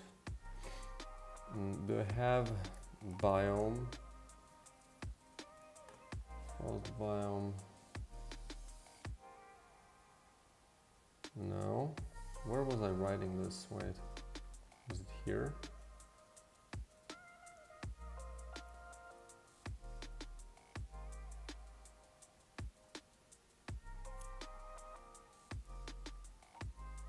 Yeah, so this is, there you go. These are just a bunch of random stuff that I've kind of thought about. So one was mushroom cave. This is the one that I already have.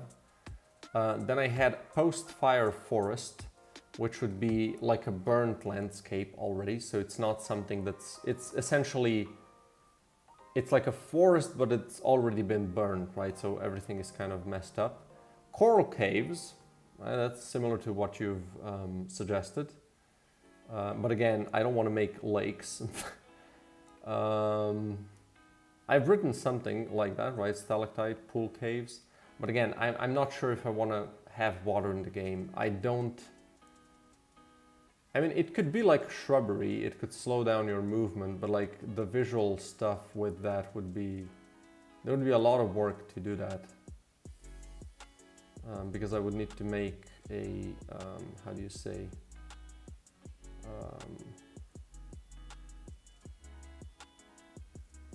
The lake doesn't have to be the floor for you. Could be for the monster only. So what you mean that the lake is just around you? It's like a wall essentially, or it acts as a wall. But yeah, I had Hot Springs Yellowstone, which, you know, the Yellowstone was essentially stuff like that, right? And a lot of these like springs that kind of splash around, or like a spawner and wall. Yeah. I see what you mean. The thing is, like, enemies are usually, or at least in the game, are just pre-spawned, but like we could definitely do some stuff with that. You know, this might be an idea for a completely different biome, because I would want to design enemies with this in mind. Yeah, exactly. I think, is it pronounced geysers? Geysers? Is it geyser? I don't know. Geyser? Not sure. But yeah, I'm gonna write that down.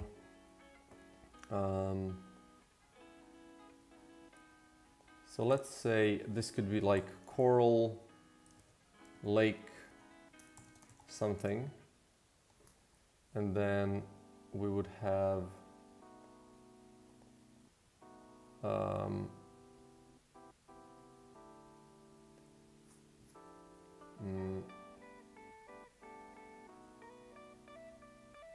instead of a wall, there would be just water. Enemies could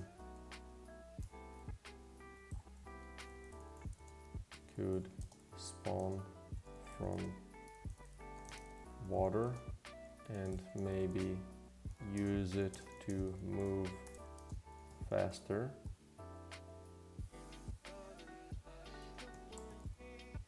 Octopus-like enemies and boss, maybe. Stuff like that. Who knows? But yeah, for now I need something that I can do for these enemies. I had bamboo forest,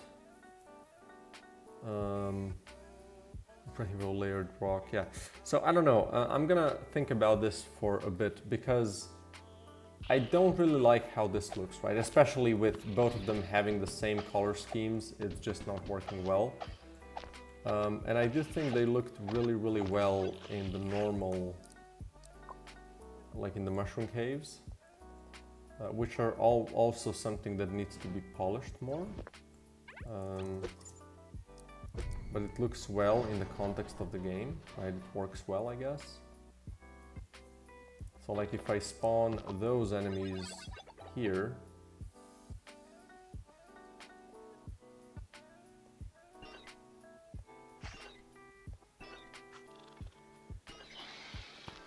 right?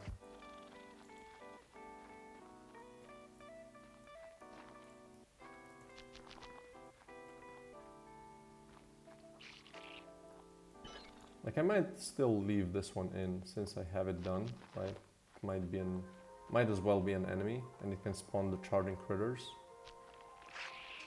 But yeah, they look good here, right? So I'm thinking, you know, colors like this don't really work that bad for it, you know?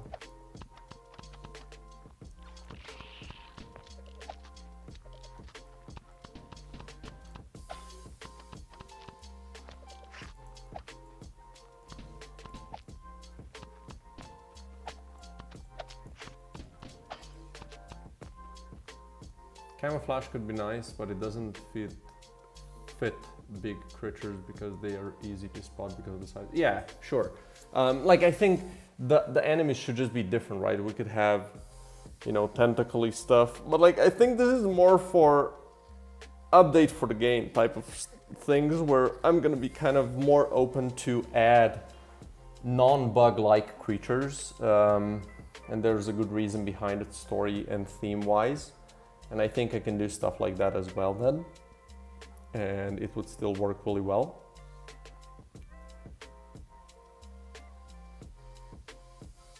Yeah, that's also true. I might do something with corals. I do think that's really interesting. They don't have to exactly be corals, just like how that looks might be used as a reference or an inspiration, I guess. But yeah.